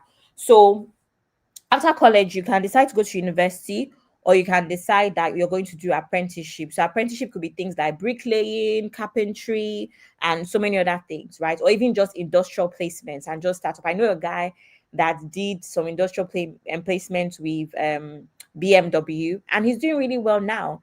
So you don't always have to go to university, right? And so that was the conversation. It was kind of like a debate. And my own thing was very simple. Go to university if you feel like you're ready, you want to go to university. But one thing I'm going to say about university, in my opinion, at least I'm talking about this country or not Nigeria. One thing I'm going to say about universities, in my opinion, is that it is the easiest way to make something out of your life. It is almost guaranteed if you keep pushing, right? Now, when I say out of your life, I'm not saying that you're going to be a millionaire or anything. That is a whole different thing. We all know that for you to really be a millionaire, it is very rare for you to be a millionaire from 9 to 5. You're going to have to combine a couple other things. You're going to have to, invest. You're going to have, multiple streams of income. Really and truly, that is about the only way. You're either going to be very innovative or have multiple streams of income. Let's be honest, right? It is very rare to be a millionaire off of working under somebody or for somebody. Yes, when we go on your LinkedIn or whatever, it may be at the most beautiful LinkedIn that we've seen. That's about it. It doesn't equate to money. Same way, having 10 million subscribers or followers does not equate money. That's just the simple thing, right?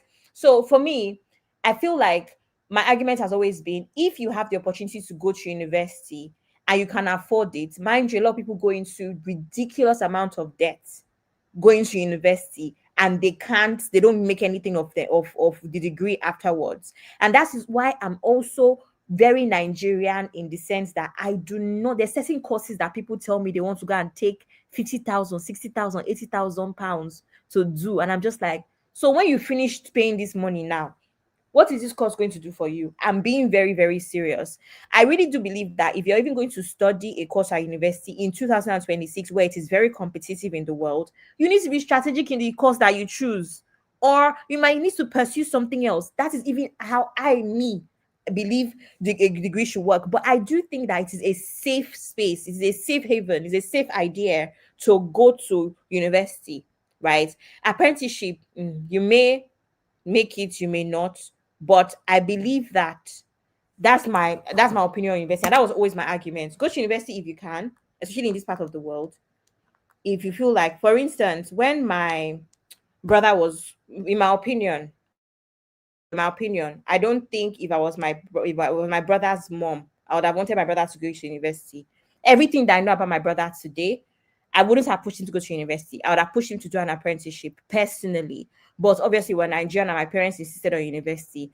Because sometimes I just think if you have other opportunities and depending on your learning skills, your learning style, you may not need university. That's my opinion. But I think university can often be a safer option. At least you may put food on your table and pay your basic bills. That's my opinion on that. I think I agree with you completely, Abby. Now, first off, let me quickly apologize. I'm in a bar.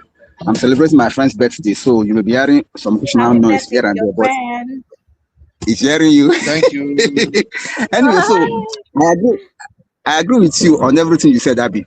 The truth of the matter is just that education, as you and I know, is to develop your brain and your mentality.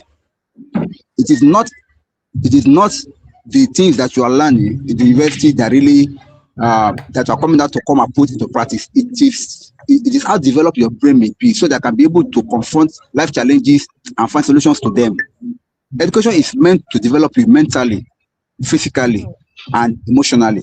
But somebody that does not go to the university may not get that chance. That is why somebody that goes to school has an edge over somebody that does not go. Because if both of them are given the same platform, somebody that went to school will have a better edge to be able to succeed more than somebody that does not go. So these are the facts that we all know.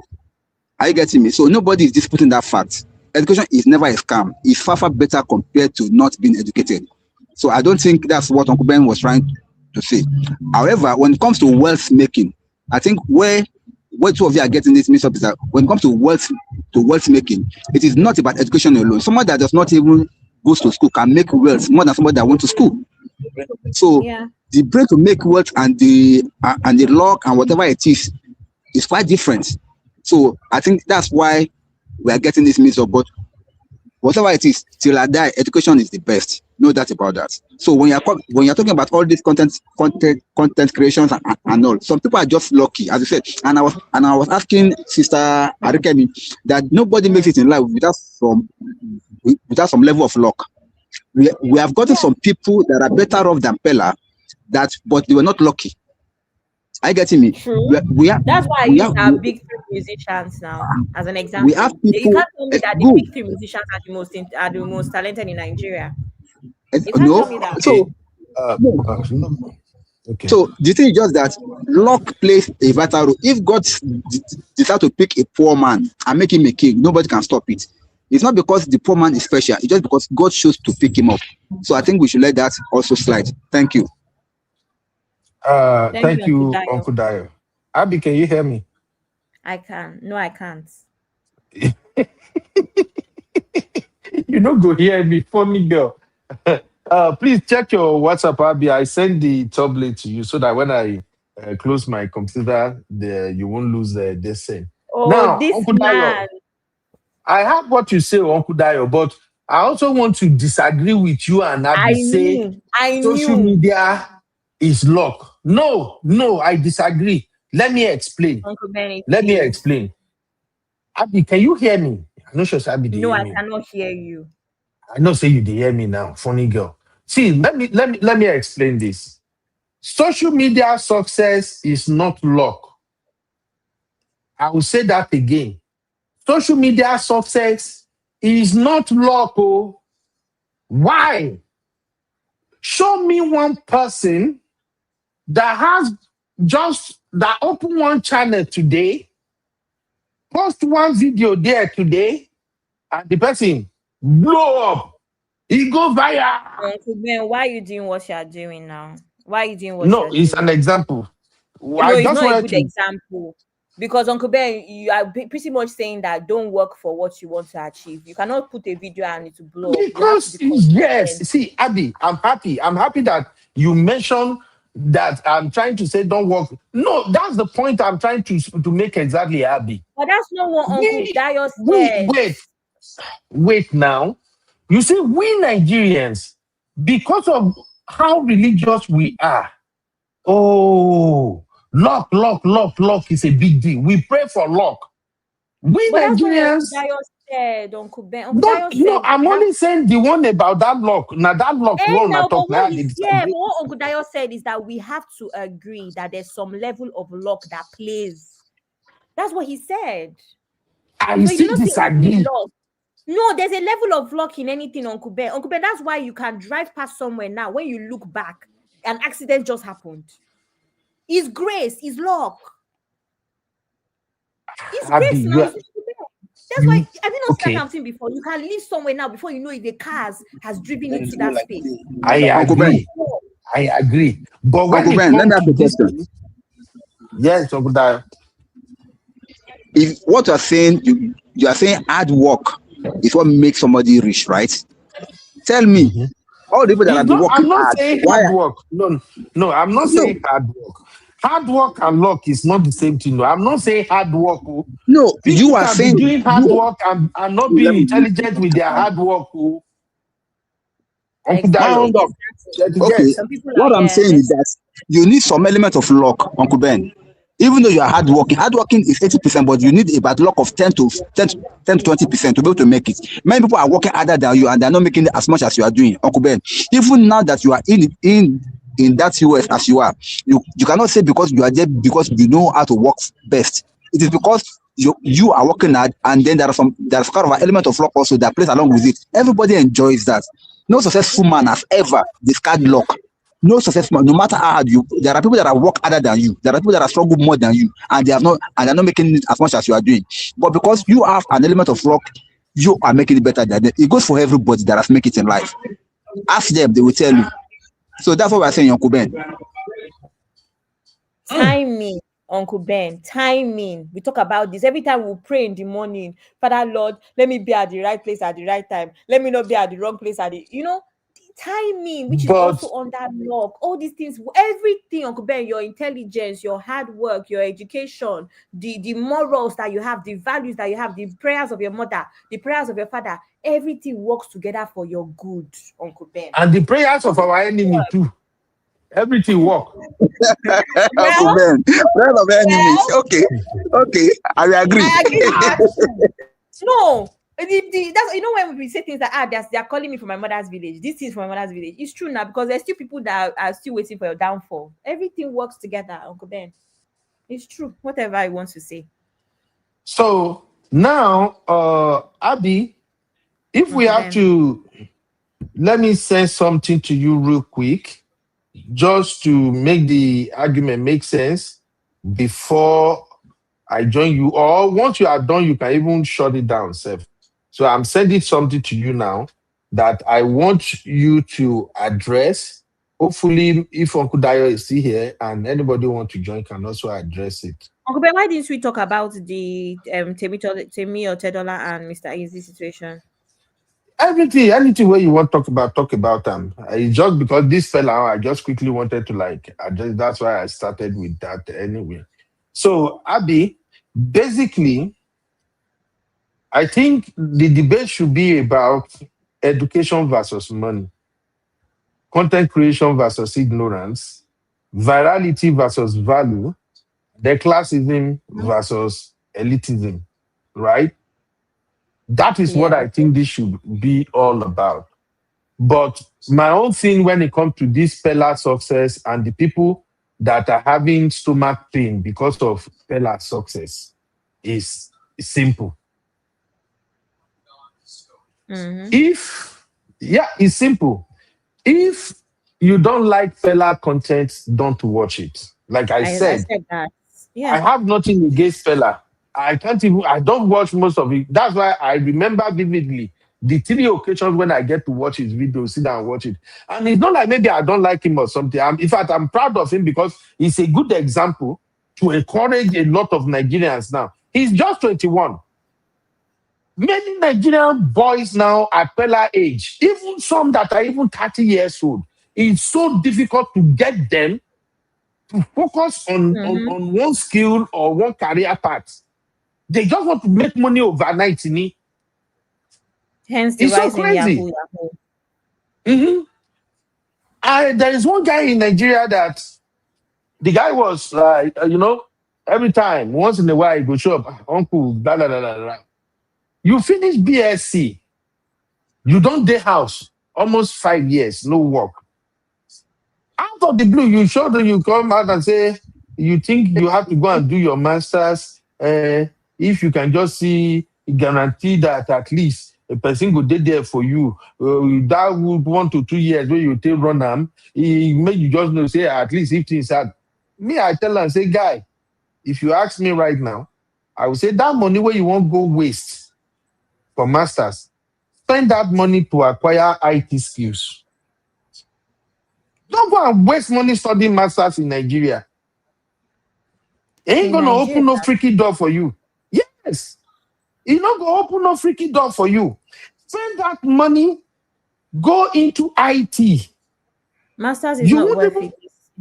You won't even, I even told him, before you finish your master's, he was projecting close to around 5 to 10 million naira, everything. I told him, you will spend less than 1 million naira and you will have solid IT certificate, practical skills that you go sit down inside your house there for Nigeria and you go the cash out. Grill.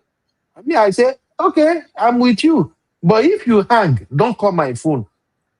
I know I will tell you, honey. Because there are so many things you can do to make money. All you have to do is to be consistent and apply all the.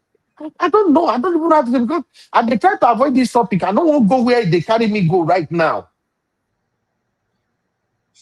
I listen to una president wife wait on say una suppose they fry akara. They boil moi, they fry kuli. Uncle Ben, please don't go there. She was saying that they have empowering people to fry akara, to boil, and to fry corn, to be selling. That's their own empowerment. Come on, Nokube, please. Let's be one for the Quran to abeg. Don't just spoil this thing. Take that woman out from there, abeg. Uncle Dayo, you must tell the boys in your streets to learn how to. What is the problem of that your president and your wife with corn? Why must everything end with Agbado? If we enter political roundtable now, we no go close this show. We no go, because I am boiling inside. I am angry. A lot of things are just getting me pissed. So let us keep the topic for now. I beg. Una go kill me for that Nigeria. I mean, make they run, they go. I will join you, Abi. This the meeting number where I remember now. It don't make me forget anything I want to talk. But Abi, he also encourage people they can fly akara. Can't believe it, right? But do you know what's even very funny? This social media that we're talking about, I've seen a few people that have made their parents' businesses, petty businesses, go viral. There's a girl that never stopped posting her mother's akara business, and they've now scaled and now done a lot more with it. There's another girl that started posting her dad's carpentry business. I'm saying it because we're talking about social media, right? And what social media can do. Sometimes it just takes that one viral post, because that's what happened. One person posted out, my mom sells akara here, is the best akara in the area. Viral post. It takes one celebrity reading your story and thinking, oh my God, let me retweet it to a bigger, a wider audience, pretty much. So that's how these things work. Oh, that's why I'm insisting that you can say anything you want to say about Peller, but there's luck. Thank you. Uncle Dayo, if you're on Twitter, you would see even like people like Funke Akindele. Somebody can just post Ewa going on that they do. Funke Akindele will say, can you bring 6 to my house today? It happens on a daily basis on Twitter. Don Jazzy too. Oh, I've not paid my tuition fees. Wanting. Don Jazzy will say, send your account details. Next thing, I've just sent you 10 million. Do you know how many messages Don Jazzy gets every day for him to pick on your message? It is luck at that point for him to get the mail, because obviously we know that he's a super philanthropist in Nigeria, so he's constantly getting messages. So for him to pick you out of everybody's messages that he's gotten is luck. And if you're on Twitter, you will see this on a daily basis where a celebrity will pick on somebody and say, oh yeah, Davido does it almost every week. Oh yeah, you send your account number. I've just sent you this amount of money, right? So that's just what I'm trying to say here. I really, really don't think that the whole social media thing, there's people, don't get me wrong, it's people that are very strategic. There's people that monitor their numbers. They know that this is what I do. When I do this, when I do that, it works. But if everybody was blowing on social media based off of intelligence, why is it that everybody has not blown? In fact, if only consistency was enough, there's people that I've seen. In fact, there was one girl I was even saying to one of my friends the other day. That girl has posted every day since I've known her on social media, and I've known that girl for at least 5 years. The girl is still stuck on 8,000 followers since. Meanwhile, I know people that are not as consistent as her, and they just go about life, and they'll blow because of one video on one. Do you understand? So these are the things. Same thing. I asked the question: are big three, Burna, Davido, are they the most talented musicians out of Nigeria? No, they are not. They are not. But there's a couple of things that has worked in their favor for them to, whatever it is, we don't know what it is, for them to be the big three, and consistently. I was reading something, and Uncle Dayo, do you believe that Emma Damiduro was 11 years ago? I said, excuse me. So you're telling me that Davido has been a superstar for 11 years? Hey! That was what it was. That was the first album that he had. As in, the thing is, when timing works very funny, because it makes sense that I was 11 years ago, because I was at uni when Damiduro came out. So it makes sense. But I was just like, wait, and he was saying that he was 17 or something like that. I was just like, wait, what? So this boy has been a superstar since it's almost 18 years old, around 18 years old. And again, consistency, grace, hard work. He could decide that. CBS say, I'll be old. CBS, am I old? You can just imagine that for even a rich kid, he didn't need to work as hard, but he kept. There's another rich kid though. in that industry. LAX. I don't know if anybody knows LAX. LAX was signed to the to Wizkid. How far LAX? My point is that anyone that even wants to argue that, oh, it's because the video is from a rich home, all those kind of arguments come up from time to time. We've seen many people that are from rich home, even Otedola's daughter, Tolani. Tolani is a musician, if anybody does not know. How successful is she in the music? Because it's not money. They try to say that about Davido. It's not money. It's not always money. Money helps. But it does not always, give you everything that you need. Tolani Otedola, she's a musician. Who listens to her music? Me, I like her music because I like that kind of music. I like Afro R&B. Nobody listens to Tolani. And then even DJ Copy, if you call top 10, DJ Copy even tried now. She even tried. But if you call top 10 DJs in Nigeria, would you call Copy? I don't think so. And then Temi Otedola, she's doing what she's doing in the content creator space. Top influencer. But she's been consistent. Since that girl started being an influencer, I've not seen her put the camera down. Why did she not just sit down and decide that her father will open Instagram for her? Her father could have bought Instagram. Now let her be the one controlling and owning Instagram. But it doesn't work like that. Even being a rich kid, they still have to put the work in, right? So that's pretty much all I have to say. Do you know that I may even...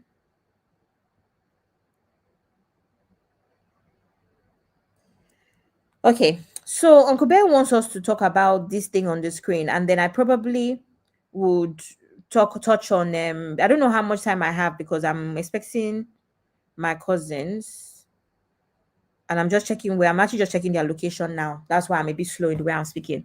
But yeah, let me see. So the bigger issue behind the trend, this is why the topic is hot, is not just about YC, Peller, or Jarvis. It touches several painful Nigerian realities, debates, what people are arguing. Okay, education versus money. Is a degree still valuable when graduates are unemployed? Now, this is the issue that I have. Like I said earlier, I'm always going to say go to university if you can afford it.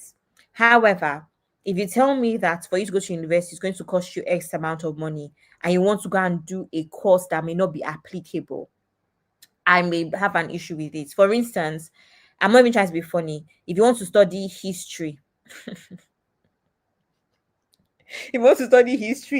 or some kind of courses in certain countries, you have to ask yourself what is going to happen. History is even good now. I'm looking for a course. Uncle Dad, help me with course. There's kind of courses that you study. Please ask yourself, this investment, is it making sense, right? I'm the sort of person that after I've seen everything, 2026, I'm going to ask people to study something that can be applicable across the board.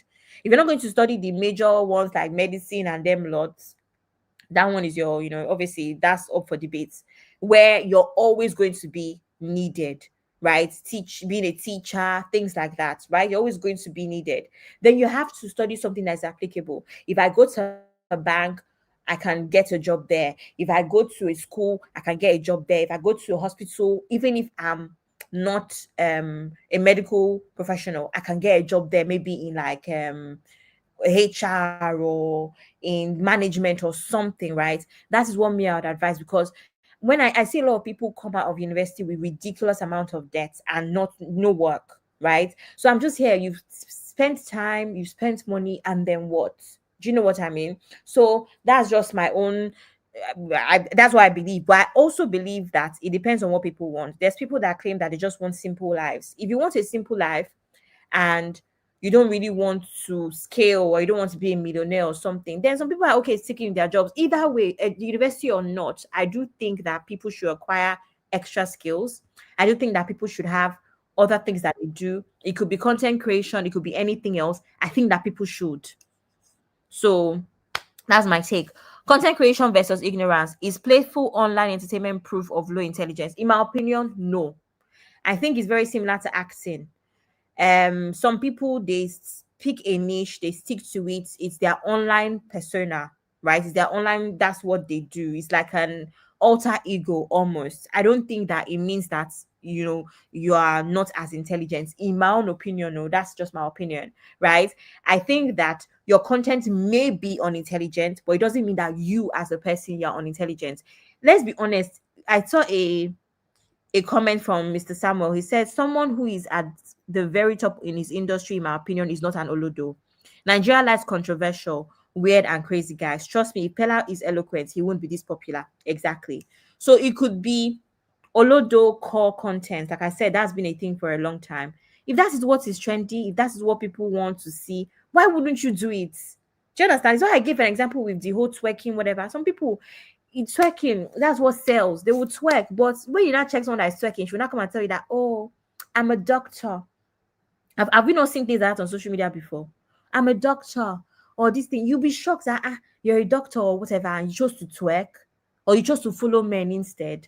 Because for them, that's what gives them money, and the medicine that they studied is not giving them money. So some people chase the money, they chase what fame rather than maybe just, I guess, preserving their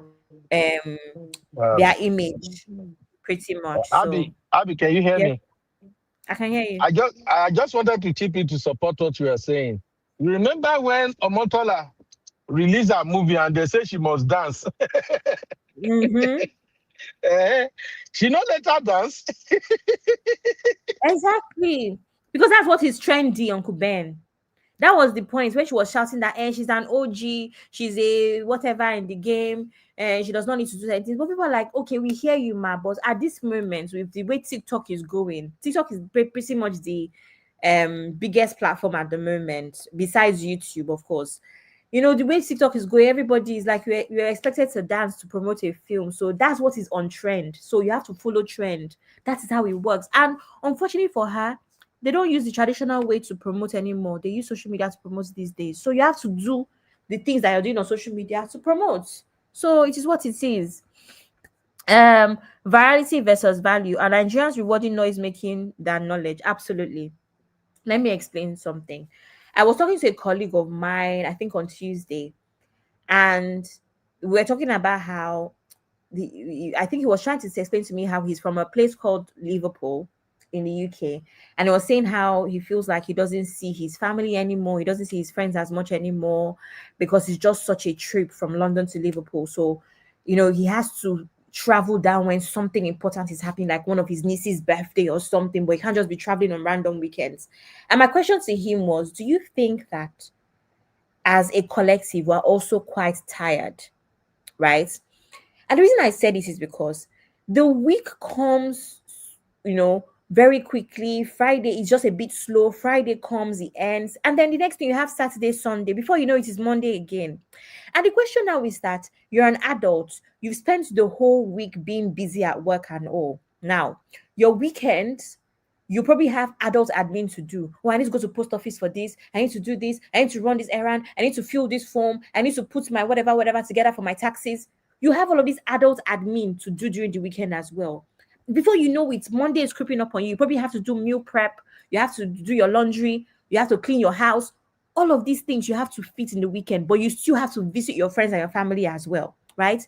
So do you think that we prioritize being adults? And then by the time you finish all of your admin stuff plus work, you're tired. So where's the energy to be traveling 4 hours, 5 hours sometimes? On top of that, everybody has an extra source of income these days. So I said to him, I hear you, but chances are we are just tired as a collective, in my opinion, right? So that's the same way I feel about social media, where I'm so sorry, but there are not that many people that want to finish work, all of the intellectual and brain heavy conversations at work, right? Only to now enter social media and continue the same thing. Some people like me, that's how I feel about Nollywood. I know that Nollywood there's not what's the word? I don't need to sit down there focusing. If I lose my focus for 10 minutes and come back, I will understand where we've been since in the film. No disrespect to Nollywood, though, but that's the reason why I watch Nollywood and it's always in the background for me. It is background noise because I don't feel like I need to put all of my focus, on the film. It doesn't mean that I don't have some good films, but that's one of the reasons why I watch Nollywood a lot. Because sometimes I really just need something to keep me going. I cannot be doing intellectual morning to night, Monday to Friday, Monday. Is so that's how I feel about social media as well. Sometimes I feel like Nigerians are tired from the situation with the government to just being adults and the struggle. And then sometimes this kind of unintelligent content is what keeps people going because it's very light on the brain, it's funny, it does not even make sense. In fact, the ridiculousness of it. Sorry? Exactly, Abby. That was the point I'm trying to make. People are tired of all these straight Sorry, intelligence Uncle Nayo. conversations. Okay. Are you hearing me? I said people are tired of all these Yeah. straight intelligence Yeah. conversations. They need something. They need something off. Something that will just make them laugh. Something that make them to relax. That's why all these Right. people that are creating unintelligible content. That's why they're making it because people want to hear them because they're tired of all these conversations that are intelligent or not. Because that one has flooded the social media so much. So you are right. I agree with you on that. Thank you, sir. So that's what me I think. Oh, yes, I think people prioritize um what's it called? Where is it? Oh, I think I even skipped one. But yeah, I think people prioritize that for that reason. I think that people are just tired of everyday intelligent. While every week we're struggling, we're tired. So that's why I think um classism, elitism, and celebrities looking down on young hustlers. In my opinion, sometimes yes. I do think that whole industry, there's a whole thing of I'm better, I've been here before. That whole, yeah, I think I don't even, do you know what? I don't even think it's about content creation. I think it's a cultural thing. We have too many of those Egbon vessels, the little one that's just coming behind us kind of thing. You have to pay your dues, you have to suffer. There's a mentality of you have to suffer and go through certain things for you to get on top in Nigeria, in my opinion. It's not even about the content creation industry. I think it's across the board in anything. If you speak to any Ebon and you just want to blow, I should just open door for you. It happens a lot. They expect you to go through a lot to get there. When I mean you're there, can I not just pitch this idea to you? Can I not just pick your brain? Can't you just help me? So I think that is a Nigerian thing. Nigerians believe in process a lot, Thank you, even when Abby. the process That is not necessary. yeah, thank you, Abby. That is the crab mentality I was talking about. The crab mentality. Let's put this person down. You have not paid your dues. You are not at my level yet. Did you know what I went through to get here? You are right, Abby, 100%. Yeah, thank you, Uncle Ben. So I think it's not even the industry thing. It's across the board, everywhere. You reach out to one uncle, one rich uncle, one rich, and you just think that uncle, you have 10, surely you have 10 million to spare. But uncle will tell you, write proposal, go here, come here, do this, go up, go down on top 10 million that you can just use to you can just use to buy sweets. I'm not saying that I'm not even asking people to just hand people money or opportunities that they do not deserve. That's not my point. But I'm sure if you're Nigerian, you understand what I'm trying to say. They like that whole thing of making people go through a lot before they can get something. But yeah, so I do agree that it is definitely a thing. The youth survival. Should young Nigerians be blamed for using TikTok live stream and comedy to escape poverty? Absolutely not. Absolutely not. And I know that we have how many, over 200 million people in Nigeria, but I don't like when people make things specific to Nigeria. Everybody around the world has been creating content for years, right? It's not a Nigerian thing to create content. Would we say a British person or an American person is creating content to escape poverty? When it gets to Nigerian turn, yes, there's poverty in the land, but there's nothing wrong with people trying their hands at something, with people using something. And guess what? Like I said earlier, a lot of times with social media, all you need is data. You just need to be in the comfort of your home or whatever. So in a way, it's a free, I don't know if the word is free, but someone's free way to possibly make something of your life. So why not? Especially in a country where there are no job opportunities and the government is not doing anything about it. Why not? So I don't think there's any blame here. They have something. Those that are using it instead of going to steal or going to do 419 or whatever, why would we be mad at them, right? However, I still insist that there's some content that I'm just a bit like the one that's annoying me more recently is the Olosho content. Personally, that's the one that's annoying me. But it's not a thing where I would go out of my way to comment and say this is bad content or whatever. Like, do what you want with your life. It's not my business. But there's something about that whole there's something about that space that is really off-putting. It started with Egungun of Lagos, and I'm just like, wait, is this guy pimping women? And then there's just something off about that niche that I personally do not like, because I don't know the message he's sending out there. And what am I using? What is the average Nigerian using the price of somebody's outfits to do? I don't really understand. Are you pushing them further into crime? Somebody's watch is $100,000. Somebody's bag is 30,000. So from head to toe, you're pretty much wearing what $300,000. And then that content in Nigeria, where we are at as a country, is important because for what? And then you're not even. This is not even Don Jazzy, where we say, okay, we know what Don Jazzy does for a living. Is a random girl that we don't know what she does for a living that's doing this content. Why? I don't understand, So these are the issues that I personally have. And that even brings me to my next topic. My next topic that I did not prep for. Let's go and find it. The next topic is, because it's very much in line. Uncle Ben, sorry, are you here? Uncle Ben? I dey hear you. I just dey laugh you as you say. I don't even pray for it. Let's go and find it. They maybe Oh, they okay. I laugh. wanted to ask if I should close this topic up and move to the next No, topic. yeah. We've done. You did an amazing job anyway. I just wanted to trigger some people. My own thing just be say make money, make money. Education no be all. Education is good. You gotta, you'll be able to defend yourself, able to articulate yourself, and all of that. But if you transform to money, poverty. And that's my case, man. Thank you. Thank you. Uncle Dad, before I close up this topic, do you have anything to say? No, Abby, you done justice to it 100%. I'm okay. Okay. Thank you. All right. So the other day, Temi Otedola and Mr. Easy, they have a podcast, by the way. They've had the podcast way before they got married. So let me put a break here. As always, if Uncle Ben comes for me.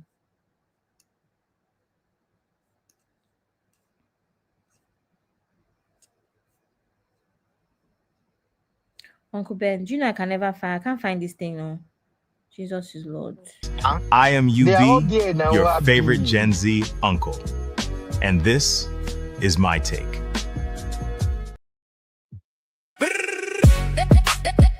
It's Recap Central. I be in the building, giving us the juice and the gist. Bring the gen vibe. Okay. Uncle Ben, our media is packed. You are dealing with a jobless uncle. What do you expect? Hey. Anyway, so we're talking about Temi Otedola and Mr. Easy. The other day, they have a podcast where they speak about stuff. I listen to them from time to time, not consistently, but from time to time I listen to them. And I mean, their content, they're calm, it's soothing. They talk about different stuff, nothing heavy. This season particularly has been about wedding planning, being, newly married, all of that stuff. And now they've got to a point where they're now speaking about the pregnancy, right? If you don't know, Temi Otedola is now pregnant. So this whole season has just been about their wedding planning process. So previous episodes have been about the vendors that disappointed them, vendors that did not deliver what they paid for, all of that stuff. You know how wedding planning is. That's all they. So it's wholesome, relatable stuff. And then it keeps there going viral where they pretty much said they're talking about the pregnancy journey. And that's another problem with social media. It's just one clip. And that clip may not have enough context, unfortunately. You may need to watch the whole episode to fully understand where they were coming from. But that's kind of what bloggers do. They take a clip, it goes viral, and it could literally be misconstrued. So that clip started going viral, and I'm going to play the clip now, and then we'll take it from there. And of course, we will share our thoughts.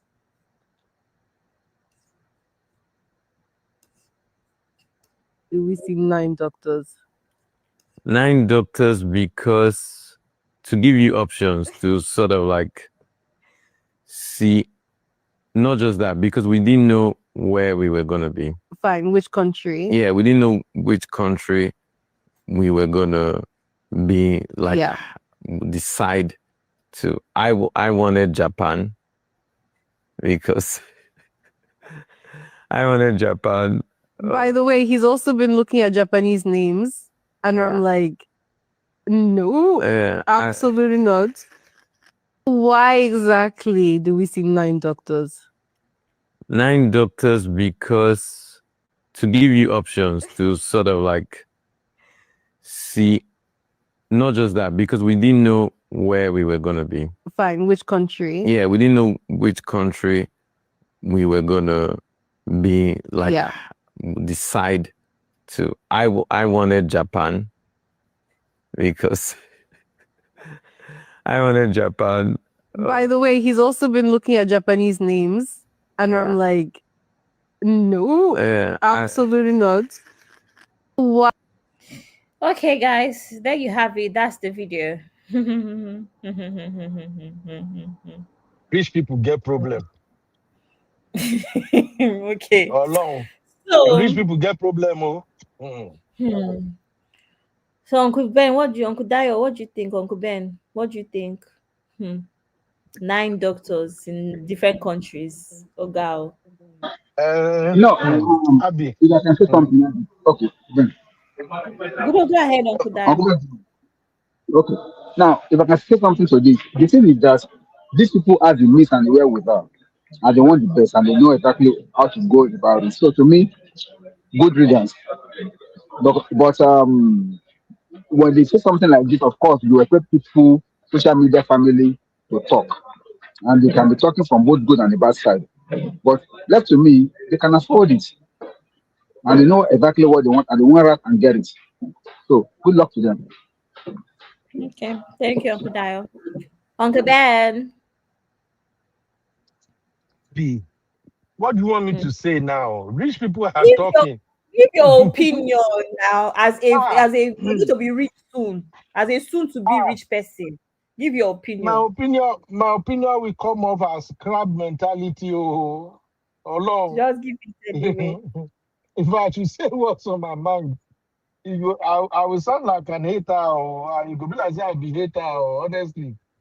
Because tell me, what's the message in this now?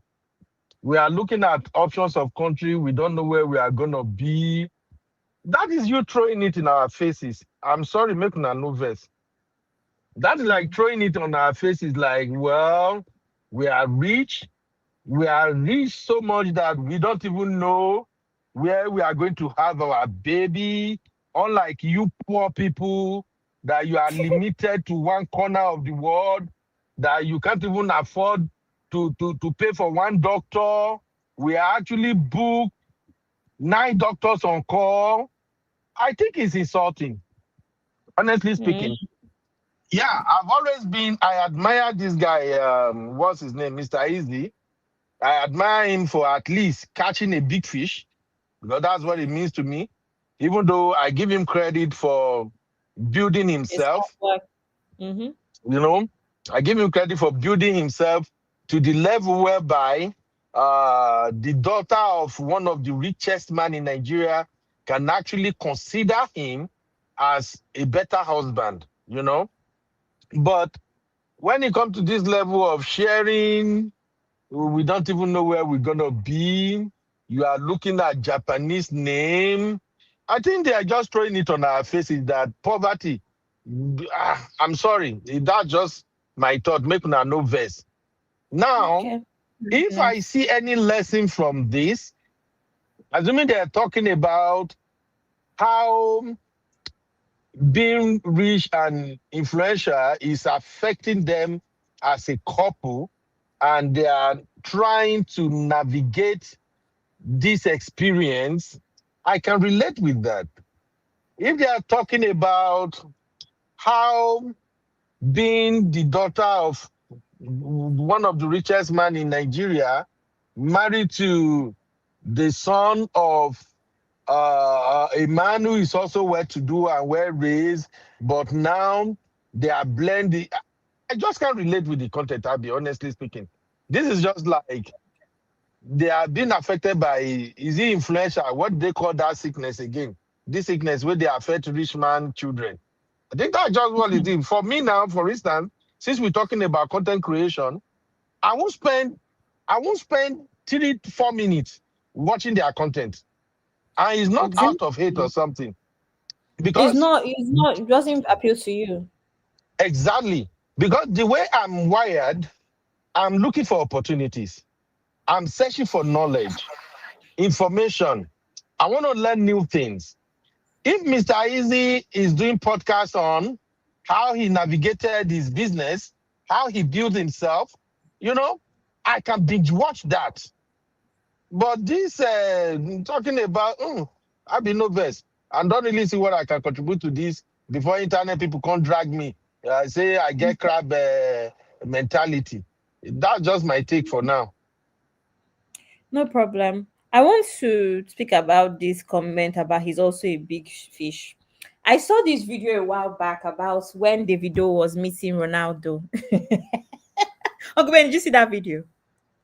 If you see the way Davido was behaving like a child, my point is that even Davido, like a rich kid from home, even before anything else, right? There's people that are always going to be bigger fish to you.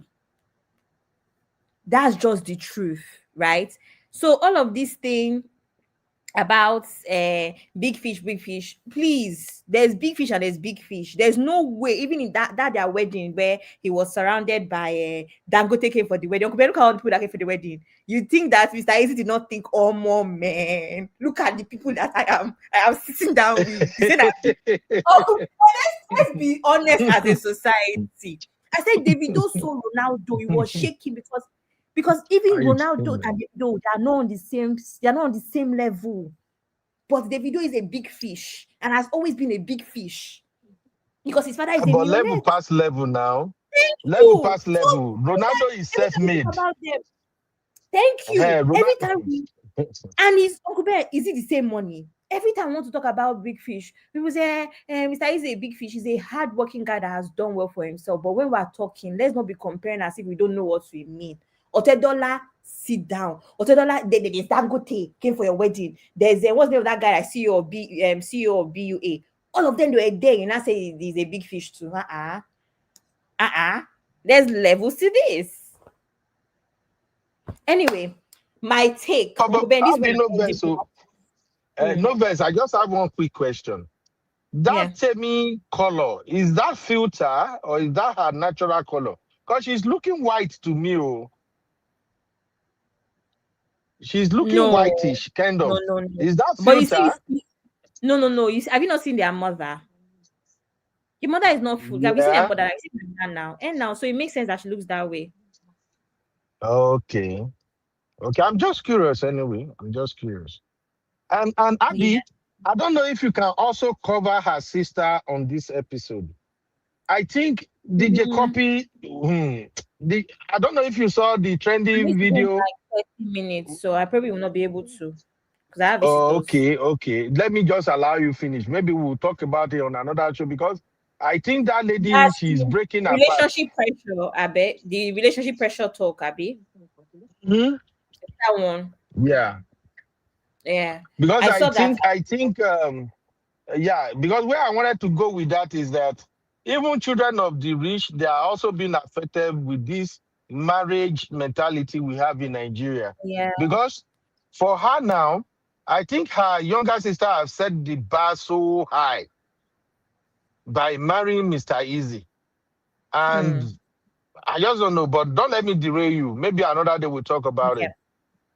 All right, I think it has a good topic across the board anyway about like pressure and parents and pressure and all of that stuff. I think it's a good topic to have on its own. Okay, so I have a lot of thoughts and I'm going to be very, very balanced, right? Now I watch a variety of stuff. I mean, I watch listen podcast. I listen to Financial Times. You know, a lot of people don't. That's so I listen to a lot of stuff, right?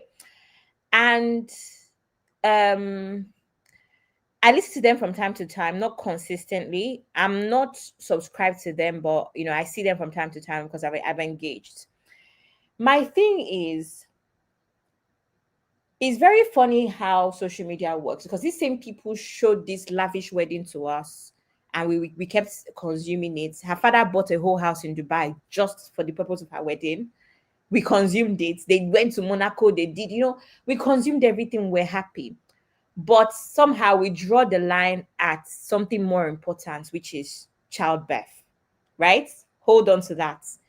My thing, though, is that was my first thought, right? Because I've watched all of the episodes leading up to this one, I could understand where they were coming from. You have to watch the whole season to understand that it was a trajectory. There's a trajectory to how they got here, from their wedding to the suffer that they suffered, all of the suffering during the wedding period. The usual. Now vendors will let you down, vendors will take your money and not deliver, things like that. To this point, even this episode was been talking about the whole journey. Sorry, Abby. I don't believe that vendor disappoint them. I don't believe. Oh no, Uncle Ben, that one is normal now. It's not a rich man problem. It's not a poor man problem. As long as you are doing wedding, you know that this is my industry. Go and ask Auntie. As long as you are dealing with tailor, dealing with or any kind of artisan, carpenter, Uncle Ben, and all this even in the UK. Currently, I'm doing something now, Uncle Ben, by project. Even one cobbler in this Oyibo man, the nonsense that he did last week. As long as you're dealing with artisans or vendors, don't worry. It's not money that is going to solve your problem. They just there's a spirit that follows artisans and wedding vendors. There's a spirit that follows them. Only God will help Abby, us. you are trying to drag us. You are trying to drag us. It's not our fault. You and I know, even all the jobs that you do, I'm sure you've gone there and somebody is annoyed at caterer or somebody is annoyed at tailor. It's normal. It doesn't matter how rich or glamorous the wedding is. You see, wedding vendors, there's a spirit that comes and causes confusion when you are trying to do wedding. But that's by the way. That's why they say you have to be praying during your wedding period. You have to be praying because it's almost inevitable and it's not a money thing. So that one, I believe her 100%. Anyway, as I was saying, so hold on to that thought. Now, my next thing though is, I'm so sorry.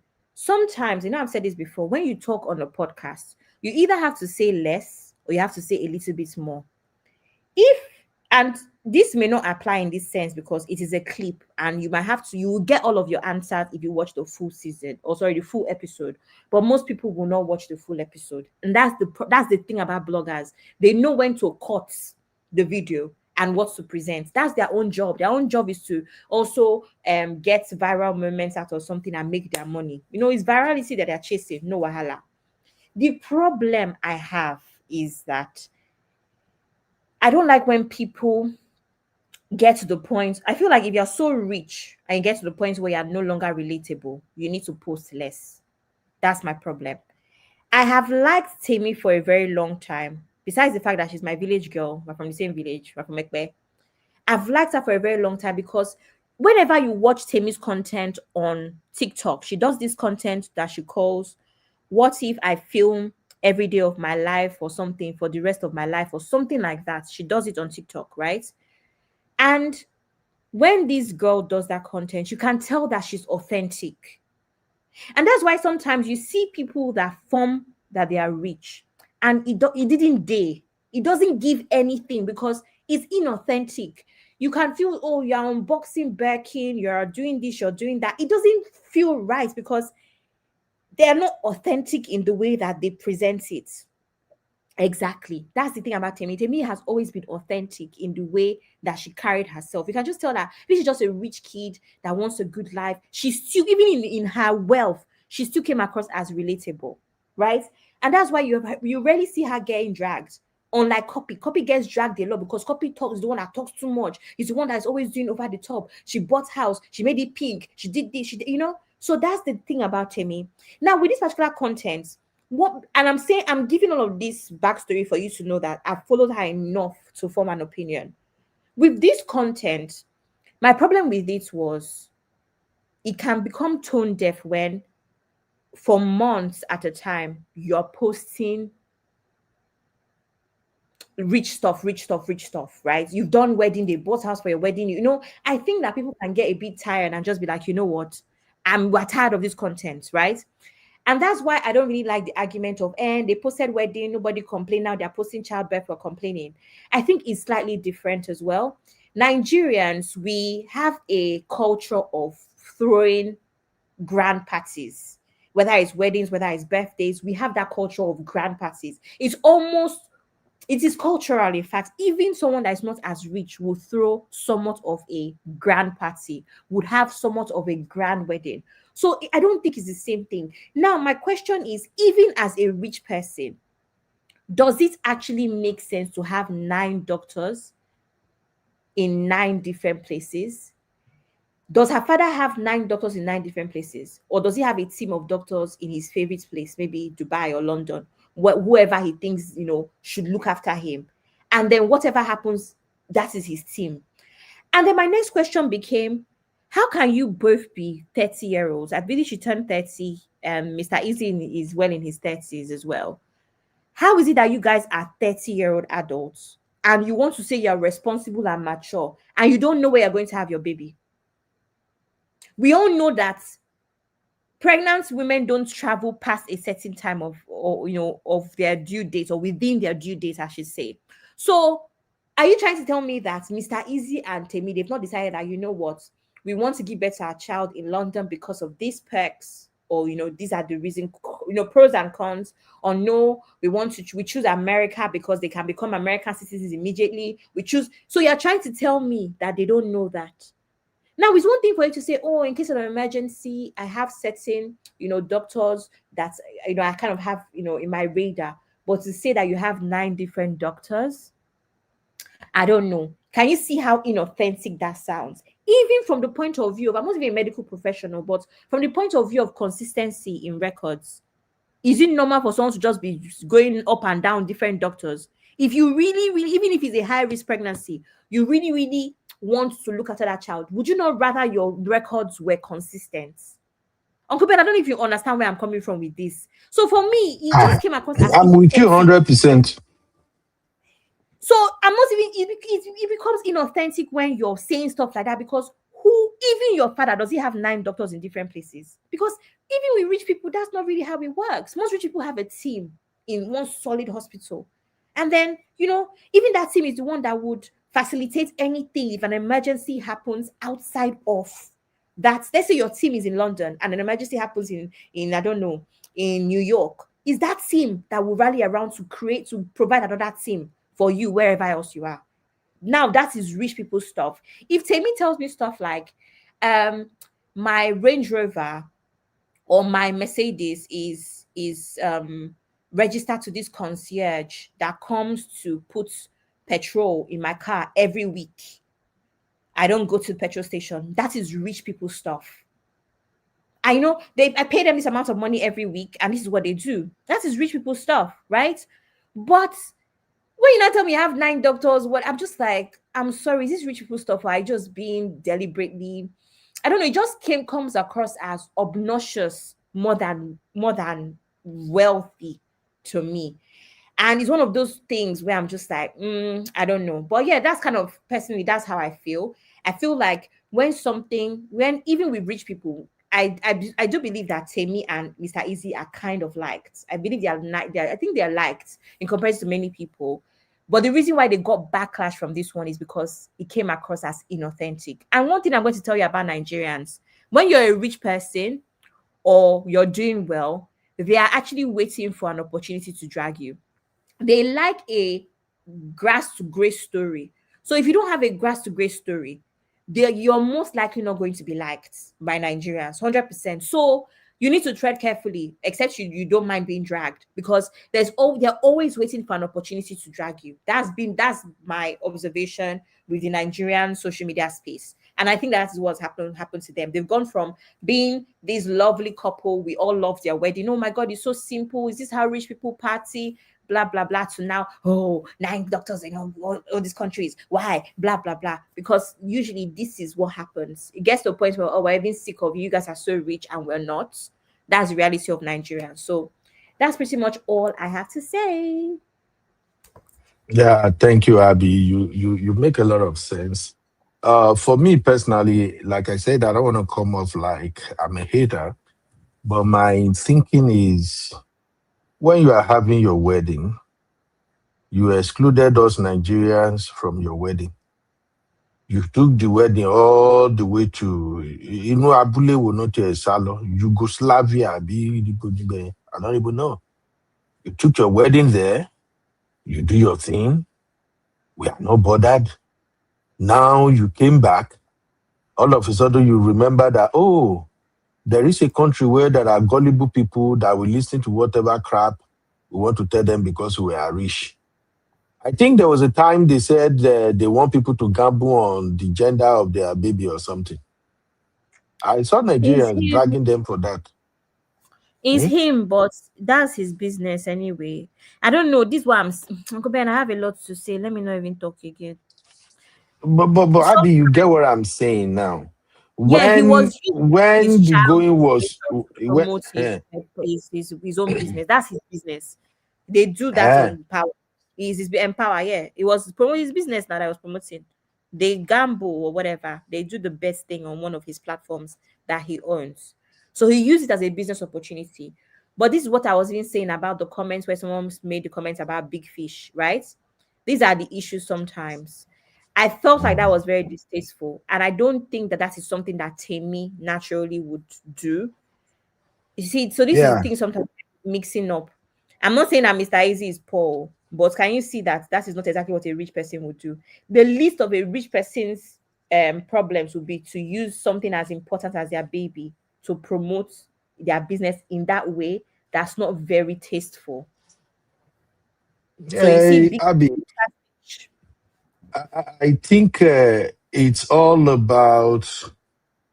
I don't want to sound like a hater. These days, I don't know what happened today. Today, I've been choosing my words a lot, but I think it's just the finish. You say what, Abby? It's because you're not a gospel artist. That's why. Honestly, I've been choosing my word all day long. In fact, the first video I made today, I don't want to post that video, but when I now listen to the video, it was funny because I got to a point that I got stuck. I'm like, what I really want to say, I can't say. So for them, I think I'll just let it slide because this is the finish. This is the finish. You took your wedding out of Nigeria to do it everywhere. You go to Dubai, you go to everywhere. You exclude us. You exclude we that we are praising, both you and Mr. Easy and Timmy. You exclude all of us. You showed us that we are too poor to be part of your wedding. I don't understand that part. How did you want them to include you? If they had that wedding in Nigeria, there's gonna be a lot of buzz around it, a lot of content creators. Some of them, even if they don't get into the venue, at least they will be able to hang around. That's not what they wanted. Get something more private and secluded. Let them take their baby and whatever story they have to private and secluded too. And no, Uncle Ben, you can't say that because the whole season is about even the wedding. The whole season is about the wedding now. The whole season is about being married. The whole season of the podcast, they've spoken about the wedding. So they brought us in everything, including the baby now. Okay.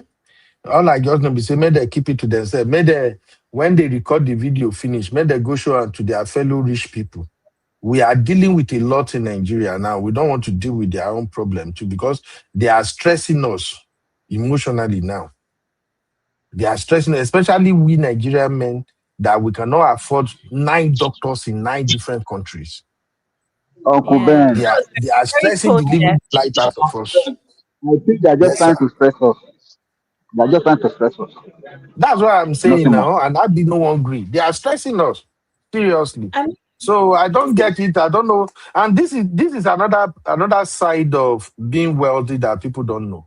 You know, wealthy people, they are one of the most loneliest people in this world. Lonely at the top. Go and listen to Ashake's song again and think about it. Yeah. Over to you, Abby. Yeah, I agree with you. I don't know if it's a case of they want to stress us because again, if Uncle Ben, if we say something on this platform and we say a lot of things, Uncle Ben, imagine if a blogger decides to cut 1 10 minute clip of you without context, or of me when I'm saying I'm a feminist, wanting without context. You see that that's a problem, and then it goes viral. That's the thing. It doesn't even forget Temi and Mr. Easy for a sec. That is actually one of the issues, in my opinion, right? Me, I've watched a few episodes of this season, and I know for a fact that that just landed. I do think it's a bit silly. And my first thing was, you know what? Maybe because they are Mr. Easy is new money. Temi Sodala is not new money, but she's not the owner of the money. If that makes sense. I mean, she makes her own money. I mean, this is a girl that gets invited to the YSL shows and the Chanel shows and the Jacquemus shows. So she makes her own money. But it's giving, she's not the generation that made the money, so she can afford to be wasteful. Because it's my daddy's money, that kind of thing. And then Mr. Easy is new money. And Uncle Ben, no disrespect, but I feel like this is what new money they do. This is what kind of nonsense they do. Because I say, if we check now, there's no Mr. Otedola himself, Femi Otedola does not have nine doctors in 9 different countries. He probably just has a solid team of medical practitioners that he trusts, right? So I don't know, Sha. That's my opinion. It's like even presidents. Do you hear? Would you hear that Tinubu is going about with he has 9 doctors? No, they just a solid team that is at your beck and call. That is rich people's stuff. What they are doing is obnoxious, not rich people. And that is why it's irritating. Even if you're a rich person, you will find it a bit like, what are you even on about? You know? And then when people feel that way, it becomes inauthentic. Even as a rich person, the only reason why people will like you is because you come across as authentic. And when you come across as authentic, even in your riches, you are still somewhat relatable. That's the truth. You're still somewhat relatable. So that's pretty much what I saw. There's a girl that most people on this platform will not know. Her name is Becca Bloom. She's Asian. And Becca blew up on TikTok because she used to post everything. Like, she's a very rich girl. Oh, my dad just sent me whatever. She'll just go, literally, so you kind of people that go on a shopping spree and in one city they spend like $500,000. Like, she'll come back and say, oh, I just bought this Van Cleef and Apples fine jewelry and it cost $120,000. Like, that was her content. And I mean, we did not understand the content, but we're like, okay, cool. Do you know when people started to turn against her? When she started to say things like, oh, my dog would only eat steak if it's $400. Your dog will only eat steak if it's $400. Becca Bloom, what are you talking about? Right? She now started to use gold plate to feed that dog. No, Uncle Baby, this is what I'm saying about when, even as a rich person, your content crosses over to the side that you're actually just trolling us now. That is what you're actually just trolling now. Because what do you mean your dog will not eat broccoli if it's not from whole foods? You know, you cannot buy normal. It has to be a certain kind of broccoli that is grown in Atlanta or something. Like, that's what kind of things that Becca Bloom would say. She would use gold plates to feed her dog. She, some kind of way she would wear her dog Louis Vuitton, wear her dog Balenciaga. So when even then, it just people now start to turn against her because now you're trolling. You're trolling, right? So these are the issues. Anyway, Uncle Ben. Anyway, thank you, Gary Abi. Let us leave these people alone with their drama. May they continue. When they create their content, they should please go and show their content to their fellow billionaire children. They should leave us alone. Because I'm aspiring to be a millionaire. Yes. That's the thing. I watch them because I have aspiration. You get. I beg, since you are listening to them, anytime they start sharing how they are managing their money, their finances, how they are investing, please let me know. I'm fully interested in that, okay? In fact, I will watch it on repeat. But all this one, mba, got me out. I ain't gonna do that. All right, ladies and gentlemen, let me just run this up by giving our community a follow-up update from the Mr. Ibu son we covered yesterday. Do you remember that, Abby? Yes, I do. Yeah, so let's just end the today's show with that Mr. Ibu update. Why are you laughing? And so he Oh, said, you're looking at the one of comments. my one of my co-workers has a labubu doll that she ties an MS scarf on the labubu's head. This is what I'm saying. Some things will just be annoying you. It's just okay. So why have you done this now? So it gets to a point where okay, you're rich, we get it.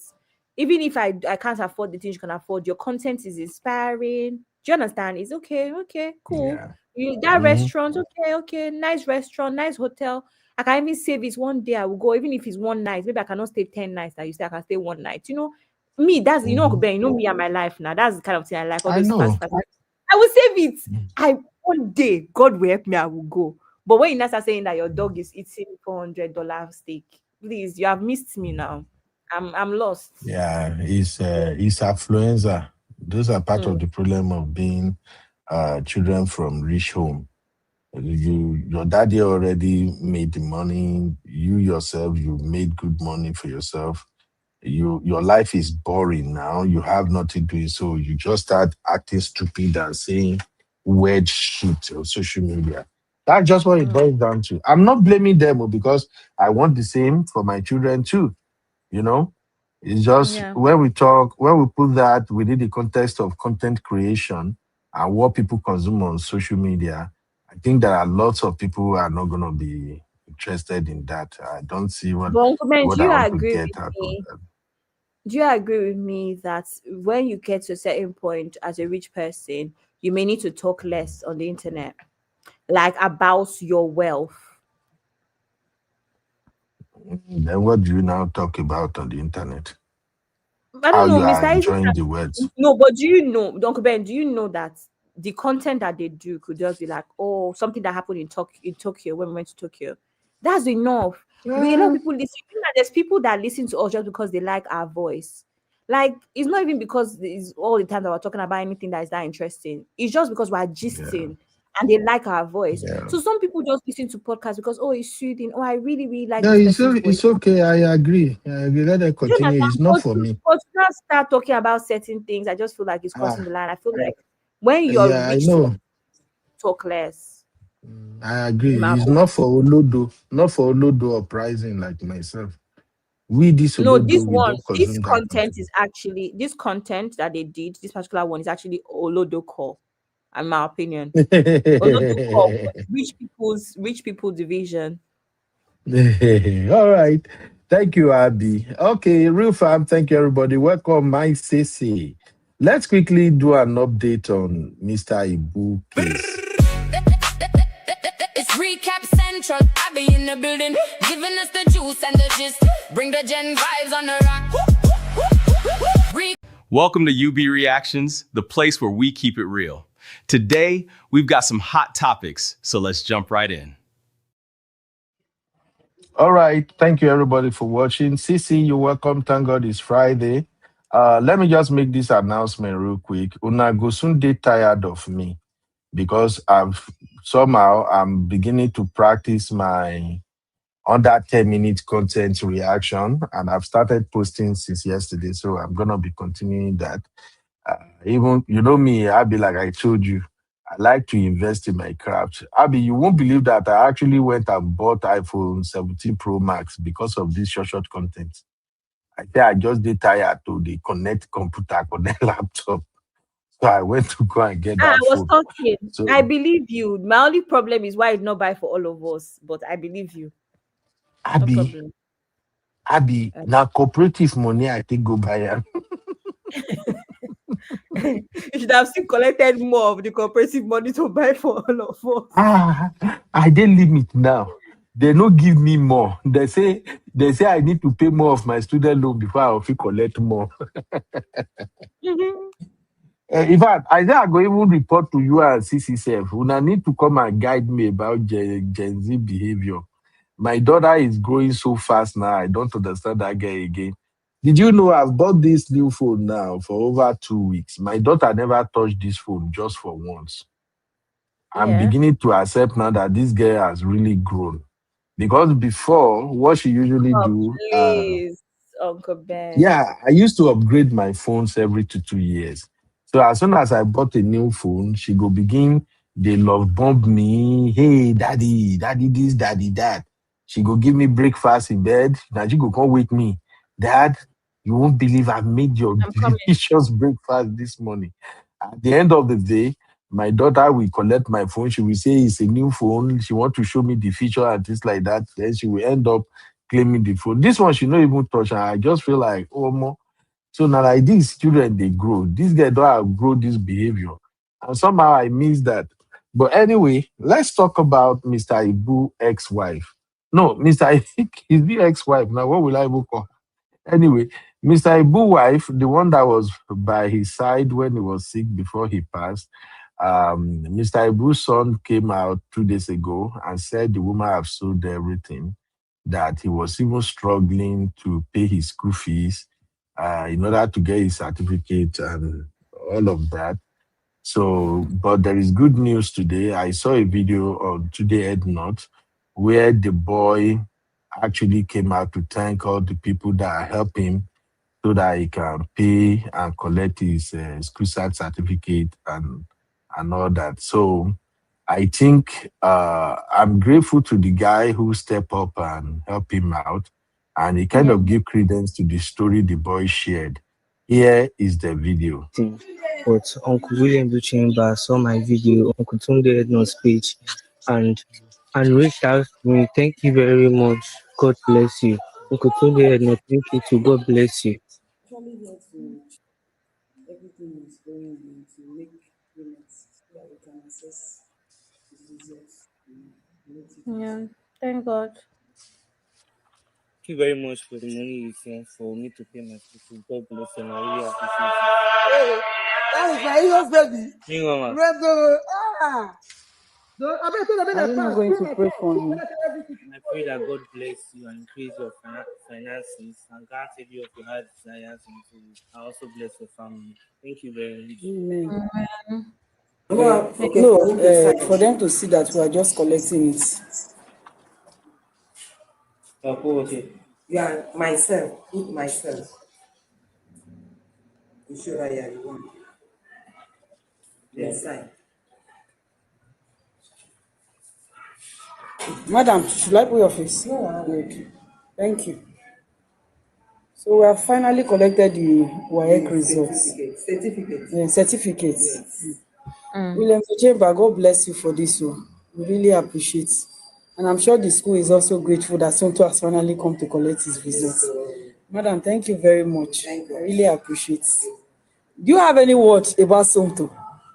Sonto was a good boy when he was with us.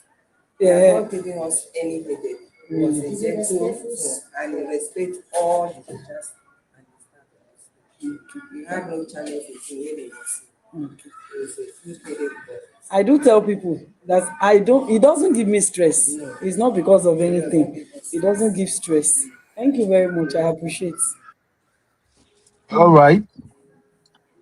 All right. So that is it. The boy came back and thanked the people who actually show up for him. And a huge thanks to Tunde Ednot. Tunde Ednot is doing an amazing job for Nigerian youth, you know. I've said it here before that Tunde Ednot is one of those youths that has really, really changed the lives of so many Nigerian youth. And he came through for Mr. Ibu's son. You know, when Tunde Ednot posts you are exposed to about 5 million people. You know, even though all of them we not see, but at least 10% of those 5 million followers on Today Not, they will see you. That is about 500,000 people at least. So God bless Today Not for doing that. Now, in a twist, hey, your girl, King Mishi, the one and only political tool according to VDM. King Mishi now trace Mr. Ibu's widow and she went to meet her and ask her to come and tell her side of the story. So let me find that video and quickly share with you guys. So King Mishi went to her and tell her to come, and she actually gave her the opportunity to come and tell her side of the story. And that is what we're about to listen to together now.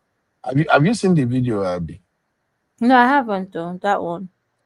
No. Okay, here it is. Let me show you. Listen, guys. Already sold his house, sold his land, sold everything, and now you are still asking for money. My sister, the pressure was too much. Hold on. First of all, this place that you are staying is high pressure. This place where you are staying is high pressure, and people don't see your children are suffering online right now because of your mistakes. There's this boy that came out online to say that he is your husband's child, and that there was a time where you guys sold a house. You guys did not give him anything. He was even asking you for money for WAEC. Man, so if you actually sold a house and you had money with you, why did you not help that boy at the time? Why did you give him 40K after some time? Why? Before they sold the land, we were still in the village, and they were dragging with me with one money that they gave me in the during the burial time. They gave me one money, and they insisted that I am going to share the money with them. I told them that this money that they gave me for my children. Why will I come and How much was the money? I will now come and support you guys with what? How much was the money? 500,000. Don't want to be involved with their family. I swear to my Almighty God, I did not know that this family has all this kind of thing. I was only called to help because of the children, and I came with the mindset to help, which any good Nigerian, and my platform is about helping. My platform, and for those that are feeling like maybe are using them for view or something, I don't earn money on Facebook. I've never earned on Facebook. I've never earned money on YouTube. I don't earn money on social media. You did mention of one land in Enugu. That land that was sold in Enugu, 3 of us sold that land because of the barrier. We used that money for the 17 million. Go and ask the children. Million. Yes. I've been seeing everything that is happening online, and I don't like what is happening. I don't like how it's affecting my mom. That boy that said that thing, the first time I met him was when I went to go see my dad in the hospital. That was the first ever time I saw him. So then I don't know why he's saying all these things about my mom. I don't want to talk much though. But among my step siblings, the only one of my step siblings that I know very well is Daniel, brother Biggie. He's the only one that I know. When I married my husband, he did not tell me that he has married before. My husband has never told me that he has married. Even the first son, I keep seeing him in the house. My husband has never for one day told me that that was the son. He did not. Even in my marriage with him, he pregnanted a lady that gave birth to twins. Back home, your husband has not died up to 2 years. You have already sold his house, sold his land, sold everything, and now you are still asking for money. My sister, the pressure was too much. Hold on. First of all, this place that you are staying is high pressure. This place where you are staying is high pressure, and people don't see your children are suffering online right now because of your mistakes. There's this boy that came out online to say that he is your husband's child, and that there was a time where you guys sold a house. You guys did not give him anything. He was even asking you for money for WAEC. Man, so if you actually sold a house and you had money with you, why did you not help that boy at the time? Why did you give him 40K after some time? Why? Before they sold the land, we were still in the village, and they were dragging with me with one money that they gave me in the during the burial time. They gave me one money, and they insisted that I am going to share the money with them. I told them that this money that they gave me for my children. Why will I come and? How much was the money? I will now come and support you guys with what? How much was the money? 500,000.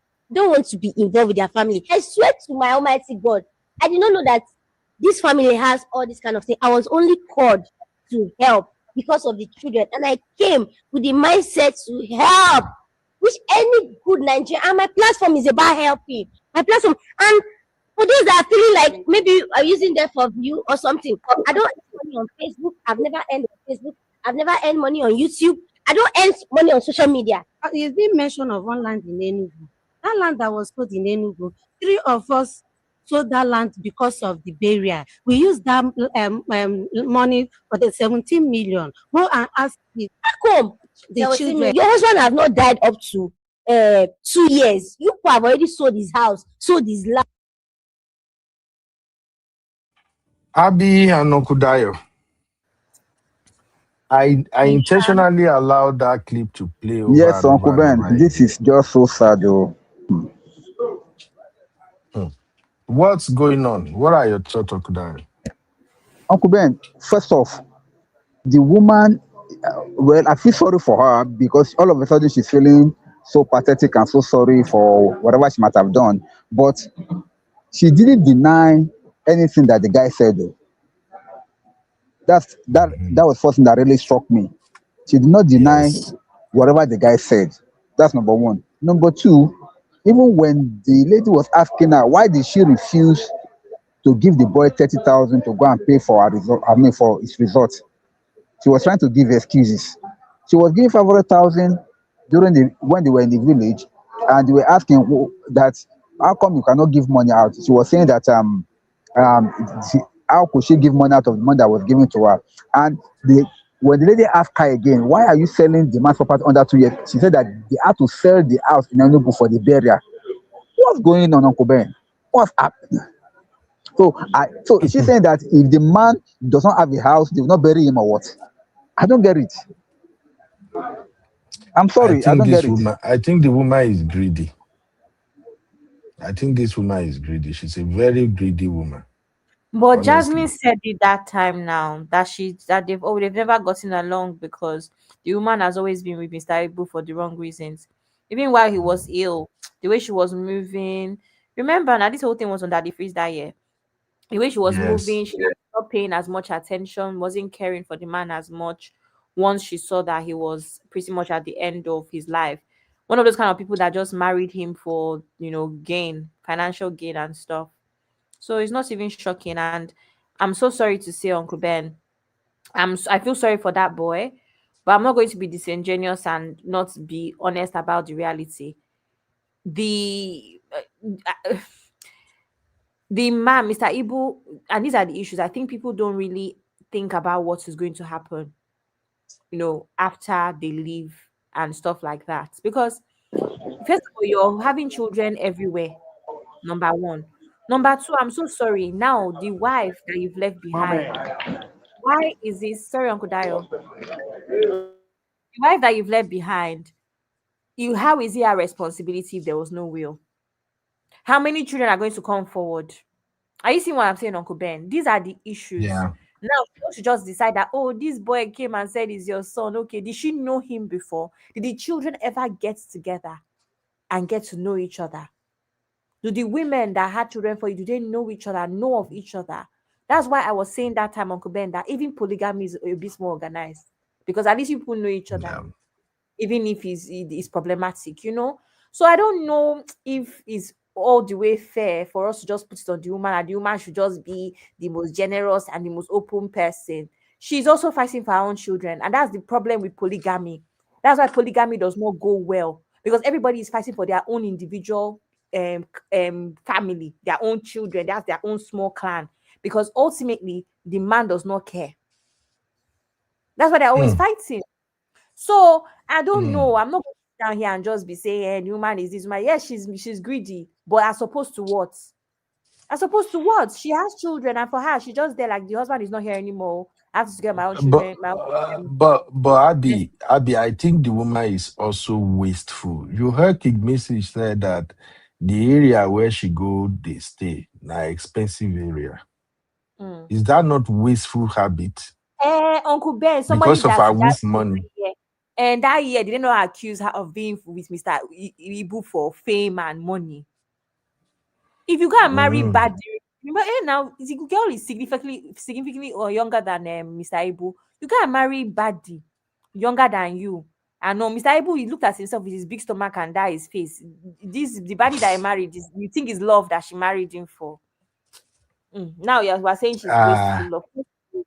Yes, she's wasteful. But let's make it make sense though. This woman got a lot of money because Nigerians donated a lot of money when Mr. Ibu was sick.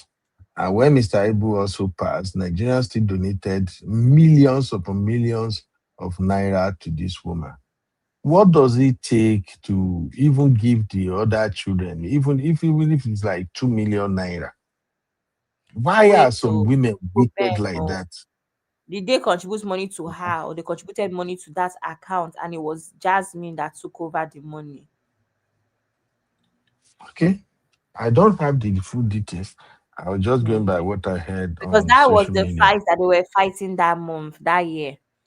Jasmine who Mhm. had been in charge as his pretty much his adopted daughter and his favorite or whatever, right hand man, right hand Yeah. woman. That was the fight they were Right. fighting. That's why the woman and Jasmine were fighting. So it seems like Right. everything went to Jasmine. And remember, they accused Jasmine and one of his sons, his oldest son, of stealing $60,000 from the money. That Jasmine's was son. Jasmine and Mr. Ibu's first son. They stole Mm. $60,000 from the money that was contributed. That'll be something like that. Just So that was there's just too resolved. much problem in that family. Oh. That was not resolved because Mr. Ibu that already has 20 children. Now it's gonna adopt Jasmine. What do you need adoption for? You have 20 children. Why are you still Anyway, adopting?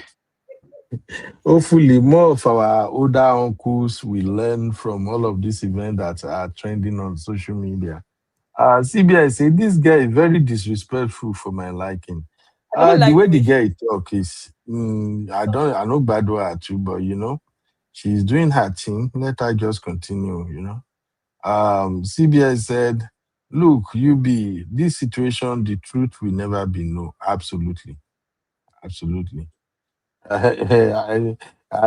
Chucky is saying insurance for old age. So Chucky is telling you, Abby, Mr. Ibu adopted those children. I have many children as insurance for old age. But where is the insurance now? This thing don't make no which sense. insurance? The girl that you adopted, the Jasmine, people were even asking, why would you adopt an older woman? She said she was an older Abby? girl when you adopted her. So people are like, are you sure it's not your girlfriend? I mean, there was so much gist that period if you follow the gist. Because it didn't, Uncle Bear, imagine we just wake up now, you got adopt 30-year-olds. For what? Just imagine. For Just when you have imagine. children. Why is he adopting an older girl, another woman? It's not like he adopted an 8-year-old or 7-year-old or something that is suffering. He Hmm. adopted Jasmine for what? That this is Well, his right, I guess controlling everything. eh, uh, well, I think I think wherever Mr. Ibu is now, he will look down from heaven and say, oh man, I think I've disappointed my children. I did not really uplift them and left them in a position where I would be happy. Well, men should just learn from all of this. That's all I can say. All right, Abby, let's wrap up with the latest update on Alex because we covered Alex yesterday too. Welcome to UB Reactions, the place where we keep it real. Today, we've got some hot topics, so let's jump right in. It's Recap Central. I be in the building, giving us the juice and the gist. Bring the gen vibes on the rock. Recall Central. I be in the jam vibe. I be in the jam vibe. I be in the jam vibe.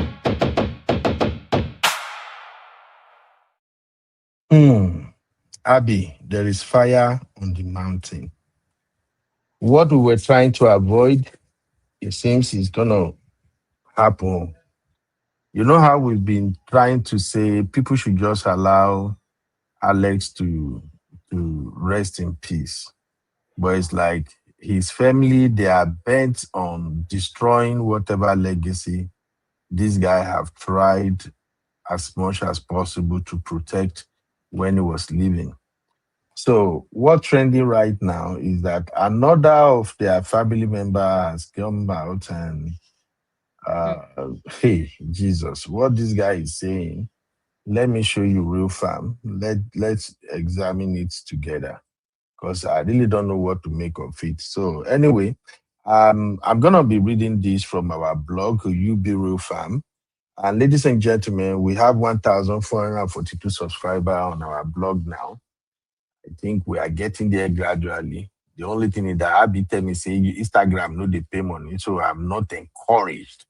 But that I is didn't by think the way. that if you now get 100K followers and people start reaching out for ads, you will do ad now. They pay. You will do ads. Maybe that's when you go begin come they help us spare time to come they do ad. Which ad that they do? They You will will leave do. me. You, I know. Ogube, you will do. They will send you waste trader. You will do waste trader ad for us. Those of you that are doing Instagram influencer, when I listen to their story and the challenges they are dealing with all this brand, I always ask myself, say, can I do this? I have deliverables. Hey, but I just like what kind of stress? So Abby, when we get to that place, when we get to the bridge, I think now you go come cross the bridge. Don't be me. Or or they will call me to come and be lying to sell products that are not working. I can't do all of that shit. I'm sorry. Slim, Anyway, slim tea, Uncle Ben. it's slim tea. I've been on the journey losing weight, going to gym, walking every night. Eh? I'm the one using my wife's walking pad at home now. Morning and night, I'll be walking, going to gym. If finally God do it for me, my sister come out, they will now tell me, hey, go and bring your old picture. Then now take off your shirt, flex your muscle. They will now rub oil on my body. They will now give me one product, make I lie.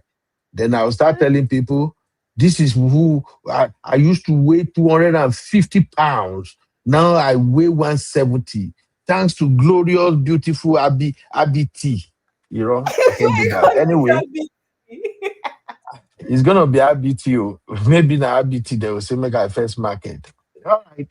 So follow us on Instagram if you haven't following us. One beautiful thing about our Instagram blog is that we are not sharing just Nigerian content. We share content from all over the world. In fact, our American content are the one that are doing best. Abby, did you know we have over 1.1 million views now in less than 30 days? And that was kind of amazing. So follow us for latest gist around the world from US to UK, Canada, everywhere. All right, let's come back to Alex matter. So this guy came out in order what can I even say now? He came out to support the new argument by Alex family, and all he said was that his burial arrangement was rushed as if there was something somebody was trying to cover. His blood clots, there is blood clots on his eyes. Or he said his blood clots on his eyes, part of the cancer also. And this is coming from the cousin to late Alex. Here is what he wrote on his handle. You can go and check him out. Ekubo Clinton. That's his handle. He said, honestly speaking, my brother, David Ekubo, and my sister, Ifi Ekubo, were right in their write-up. His stepmother arranged her best friend daughter for Alex, for a wife, for Alex. Abby, are you seeing it? Can you read it? Because the thing doesn't sound funny to me. Let me Okay. try again. Okay, read it, Honest, please. Because honestly speaking, my brother David Ekubo and my sister Ife Ekubo were right in their write-up. His stepmother arranged her best friend's daughter for Alex for a wife without Ekubo or Kwareke family's knowledge. And the marriage was done just like that. We were shocked when we heard that Alex was married. I personally asked what is going on. She channeled Alex Ekubo to her family while there was nothing we do in Ekubo Okwareke family that he will attend or show interest. Alex lost interest in her family and became a member of his stepmother's family to the extent that he attends every marriage is done in her family. There was no intimacy between Alex and Chioma, his own biological sister from the same mother, and became too close to his stepmother's children, which I don't understand, etc. Alex Okubo was sick. Nobody knew till his death. He died. We, the family, don't know that our son was sick and dead till it was announced to the public by his stepmother. Alex Okubo rejected his biological mother while he was alive and doesn't want to do anything with her. His biological mother is still alive. His burial arrangement was planned and arranged by his friends and stepmother without the members of the family.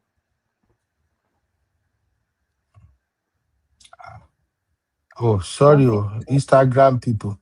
I clicked the It has wrong not one. finished. All right, let's Oh, it continue. hasn't finished. Oh, It's long. I think I was the only family member that saw his corpse and stood on my ground to supervise what was going on. Her family members were everywhere as if it was their own. The burial arrangement was rushed as if there was something somebody is trying to cover from us. Nobody is explaining what really happened to our son. How come the blood clot on his eyes? Is blood clot on his eyes part of cancer also?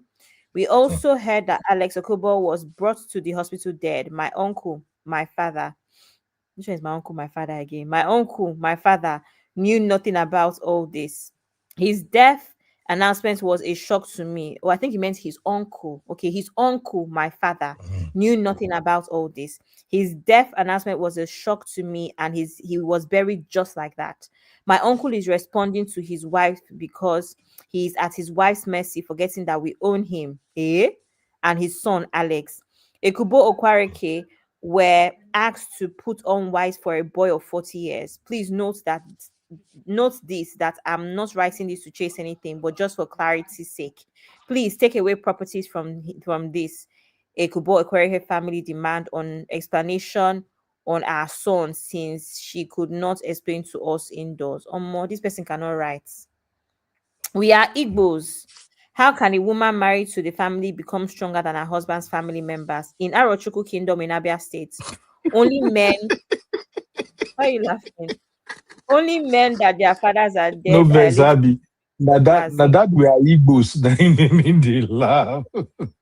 And I remember I say they've been dragging Igbo people for a while now since last week because of those videos. That made me just the laugh. Okay. So in Arochukwu Kingdom in Abia State, only men that their fathers are dead are eligible to be called Mazi. But I named Alex Ikenna Akubo's stepmother Mazi for her audacity to influence things to happen without the members of the family's permission on our son. But it is well. Is that all? You Yeah. continue. We also heard that Alex Ekubo was brought to the hospital dead. My dad, who is my uncle, my father? Can your uncle be your father? Okay. Okay. Okay, I think that's the last part. That's the last part of it. Okay, rest in peace. Okay, cool. All right. Now, I think we might need our Igbo people to come and tell us what is going on here. The question I asked yesterday is still going to be the same question I will ask. If you guys are so much invested in why you are not playing active role in your brother's or your nephew's burial, where were you when he was sick? You know, that was the question I was asking yesterday. I'm getting sick and tired of family members leaving their sick brother to their wives to care for. The wife, we struggle, we suffer, we do everything when the man is sick. And as soon as the man passed, you all of a sudden now you want to relegate the wife to the background. That's why I asked that question yesterday, that when a man is legally married and he passed, who should have the right to dictate what go down in his burial? Is it the wife? Is it the family or his will? Because all of these things that these people are posting now about Alex, this guy don't even realize that he actually tell on himself and he has tell on the rest of the family. You see, he simply paint a picture that Alex has no relationship with his people, his mom, his sister, his brother, everybody. That is not about Alex, in case you don't know. That is about you people.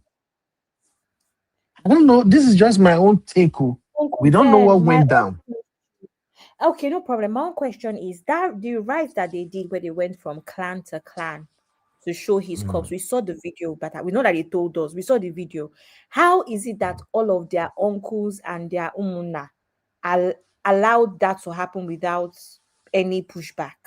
Because we know that if there's anybody that can push back more than anybody, Uncle Ben, is all those umuna, umada people. Umunas, They know right? how to Yeah. fight.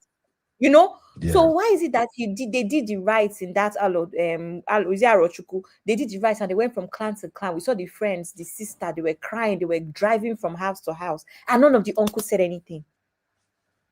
That's the question. Because it almost seems like they were aware of something. So it's confusing if your village people, there's nobody that fights harder than Umuna normally now. So what are you on about? So it's confusing. Exactly. So I don't really get this shalaye now. And my position will still remain that they are dragging the wife because of property. All this explanation about Alex's stepmother bringing somebody to marry Alex. Is Alex a small boy?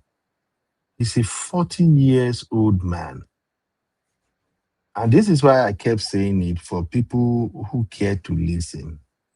When all you do, as soon as your brother or your sister becomes successful, all you do is to ask for money. They will get to a point where they will be sick and tired of you, that they don't even want to talk to you. They will be avoiding you. And I also said this, that when your brother or sister, as soon as they are married, stop making their spouses your enemy when they are alive. You don't live under the same roof with your brother or your sister. Your brother, your sister is living with the very person you hate. You being relative, hating on a brother's wife or a sister's husband, will not replace the kind of love your brother or sister have for their spouse. I don't know how to explain this for our Niger people to get it. In the long run, it never pays. Now, if your brother is the one that is complaining and lamenting and saying, yeah, this my wife now wish, my wife is this, like your brother is literally fighting that woman when your brother is alive, and you join your brother in fighting that, it's a different ball game. But your brother chooses his wife. Your sister chooses her husband. Yeah. You may say you see red flag, you see black flag, you see green flag. If they say that they are the love of their life, be that, there is nothing you can do. So when you stay away from your brother was sick, you were not there, you ain't doing nothing until the guy passed. And you all of a sudden you now come out and saying you are accusing stepmother, accusing the wife, accusing anybody. The arranged marriage, we were not there. The Osaruke family or whatever he calls the family now, we don't do. Then you want even please, my Igbo people, make una no verse. Now some of una people now make people they misunderstand how the Igbo culture works. This guy wrote all of this thing now. He dragged Igbo people generally into it. Say, we are Igbos. We don't do things like, bro, don't drag all Igbos into this your conversation. Talk about your specific family and what you guys got going on. Because I don't know the wife, I don't remember, but I just know that when someone is successful and the person took a conscious decision to have nothing to do with his family member. Sometimes, exactly. So I don't see all this whining and this thing. The only reason, and he quickly put it there by saying, this is not about property. Bro, this is about property. This is about property. It's because you guys don't know how many property the guy has. It was no. Why did you not come and fight when they married and they were not hearing from their brother anymore? If you're saying that your brother married and it's like it was under a spell, why didn't they come and fight that time? I think Ngozi is saying, do we know if he had a will? Of We course, don't know. a brilliant guy like that who is having family issue going on, he will definitely have a will. Uncle Ben, we Uncle don't. Dios, Guys that are yes. 40, they don't want to die. They don't expect to die. But remember, this guy, according to the information we gathered, he was Was sick for a while, so he might have put some measure in place. Ogoda say, UB, I believe there is more to this Alex issue than the family are letting out. For a man to cut off his biological mother to embrace his stepmother speaks volume. What happened between Alex and his mom? Exactly. Let's also ask what happened between Alex and his own sister. Because one thing I know about men, even if they are having issue with a lot of people in the family, them and their younger sister, they usually have a way of getting along. You get what I'm saying, Abby? Yeah, So if the situation is so bad that he can also cut off his own sister, I don't think the wife is the issue. It's the family. And remember, this guy issue started when he parted with Francie, right? Who knows what the family might have said? Maybe the family have joined the bandwagon of Nigerians, calling him what he did not want people to call him. And he just feel like, okay, if the entire country is dragging me and my family member are dragging me too, I don't think I want to have anything to do with you. You see what I'm saying now? So yeah. they should just go and rest. They are making a mockery of the whole situation. And the good thing is the wife is not even replying them, neither is the mom.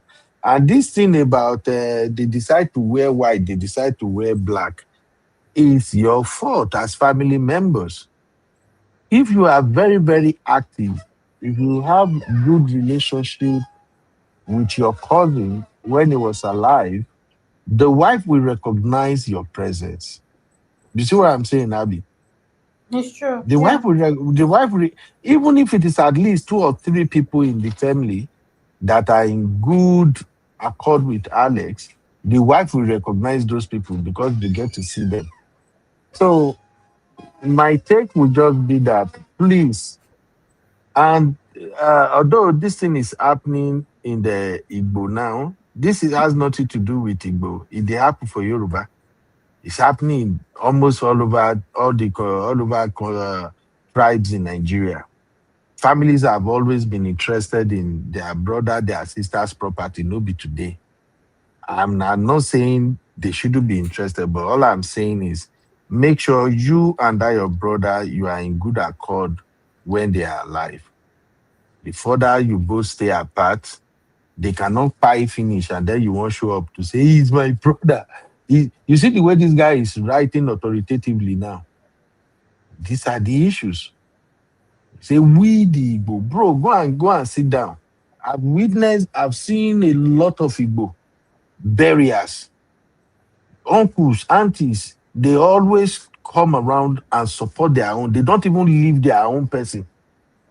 With countless, I can't remember Igbo burials where I don't get opportunity to cover and everything. Self, they may have some issue, but it doesn't degenerate to what the type of drama these people are trying to portray on social media now. I think because this guy actually revealed that Alex and his mom they are not in talking terms. I think the mother is the one who is fighting and crying now. My picky, now 5 houses he get for Lagos. Chineke bo, this guy they don't take the property. Oh. Mama, this is strange. What happened that your own son, we know this thing about Nigerians, especially Nigerian men. Make I not even talk on behalf of entire Africa. But one thing I know about Nigerian men, their mama, they know they take and they play. We don't play with our mama. So whatever broke down between you guys to the point that Alex is not having good rapport with his own mom. Family, make una go sort on herself. That's just my take, Abby. Mr. Daddy, how are you doing? Anthony say not everyone has will. I agree, Anthony. They may not have, but Yeah, I agree with you, Uncle Ben. Something fishy is definitely, it doesn't make any sense. Even if it's one uncle, one aunt, like you said, Uncle Ben, like my own is just no problem. Let's even assume that they're saying the truth. Why is it that your umuna did not push back? Everybody knows that umuna and umada, they are the most problematic people. They did not push back. Oh no, I don't believe it. Believe it. If this thing is true, yeah, the umuna, all of them, they would have pushed back and asked for certain things to be done. Do you know what I mean? exactly. And they want to tell me that his close friends, Ike, Bona, them lots, they must know something for them to even continue without even any questions either. All of them now showed up. No, Uncle Ben. No. It's not. The story is not true. They must know something. They should just tell us the rest of the story or just forget about it. It's not flying. They should please allow Alex to rest in peace. They should just allow him to rest in peace. They just want to like frustrate the wife now. Also, And, Uncle Ben, the narrative you're saying that the mother is crying about property. You even missed something. These people are they are insinuating that he was spied. Are you saying different? They are insinuating that he was spied. yeah, you're right. They are just cooking up all kind of rubbish. They are just coming up with all kind of cock and bull story. It don't make no sense. That make no sense. Sisi say, but Abby, the same Umuna still married Reggie without the dad consent. No, you're not understanding. No, what I'm being saying, I think Sisi is very different. That's what we're saying. Yeah. Umuna can do anything. What you're saying is actually in line with what I'm saying. I'm saying that Umuna, they have control over things enough to have insisted on certain things if it's true. You're saying the same thing I'm saying, Sisi. So for Umuna to say they did a ritual or whatever, apparently they did in Arochukwu where they from house to house. Sisi. So how will we go from house to house and they would accepted his body and moved on to burying him if they were not in agreement. So we're saying the same thing. Umuna has to be in agreement because they are the majority. So we're actually on the same page. Umuna was in agreement for Regina's wedding now. That's why they married with behind the father's back. Because even that time, remember my argument? We were trying to tell Uncle Ben that in Igbo land, Umuna can sometimes have a say over the father. Because how it's done is done by hierarchy. This is the older man in the clan. So his say is more important than the father of the girl. You're right, Abby. Auntie Ngozi said they contacted Kuti Jews and those ones have declined to publish their claims. Yes. Oh, thank you, Auntie Ngozi. I saw a post from Kuti Jews about that too. Kuti Jews said they did their investigation and they found out that there are no tangible evidence to support the claim from the family. So that is why they stopped pushing for it. Now, Abby, I want to take a bet with you now. Maybe I'll go collect some of this your billion. Are you ready to take a bet with me, Abby? Tell me this family. The same condition where you put me now, I won't put you now. Do you agree to take a bet with me on this matter before I tell you what the bet is? I disagree because you two disagreed. You don't even know what we're going to bet on first. Exactly. Tell me first. I wanted to take a bet with you that the way these people are going, they will end up under the Freeze platform. Yeah, the reason I know they will end up under the Freeze platform is because they are already pushing that the Freeze's narrative. Why wear white? Why wear white to a burial? So that the Freeze will contact them and say, come and tell Nigerians. They are, oh God, I beg. Faith and I already said this in the comment section that the Freeze is going to host them next week, Max. Don't worry, we don't have to bet. I said it before you. So you're the one owing me money. Sisi said, Kutiju said the other day they are not investigative journalists. When it comes to Sandra and Frank Matanko, not true. But I think this one is huge. I think these people are just chasing clout. I kind of feel like it's the mother that I feel sorry for. I think they just wake up now. Maybe they probably thought this guy don't have anything. And another thing, you know how Nigeria people they when they see the magnitude of that burial, the amount spent everything, maybe the family are thinking now that people have donated money massively towards that burial. And the wife is probably sitting down on the money. They want their share. Because I think they are calling the lady to come for a meeting. She probably ignoring that meeting. That is why they were like, something is fishing. We want to know how he died. Will you guys shut up? Someone was ill for how many years? You want to know how?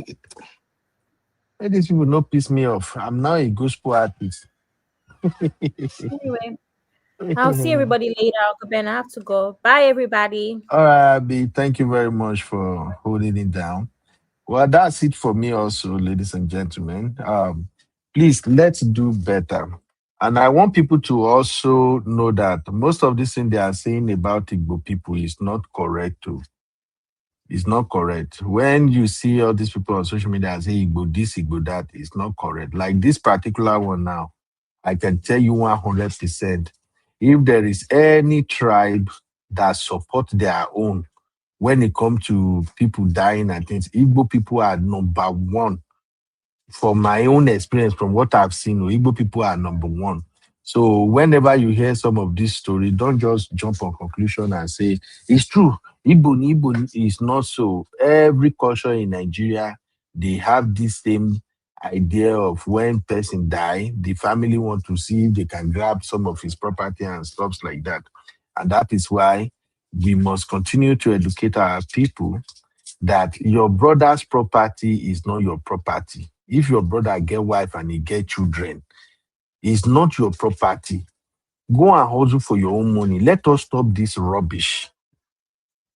Okay? So far, your brother is married, legally married after the time of his death. His properties are not yours. The properties belong to his children. And let us stop this nonsensical thing of fighting wives after they lost their husband.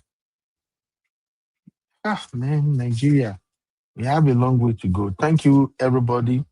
Uncle Dayo is not here, but Uncle Dayo, we might do political roundtable very early tomorrow, Uncle Dayo, because we are not going to sweep this Tinubu wife comment. We are not going to sweep it under the rug. So join me tomorrow as we analyze Tinubu wife's latest comment. Welcome to UB Reactions, the place where we keep it real.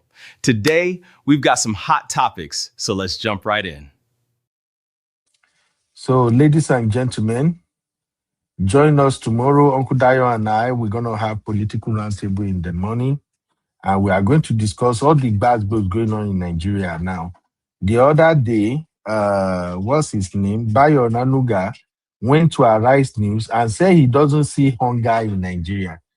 He said he doesn't see the hunger. And when Mr. Charles pressed him, that how come you are saying you don't see the hunger in the land? He said he got domestic staff, that his domestic staff are doing great.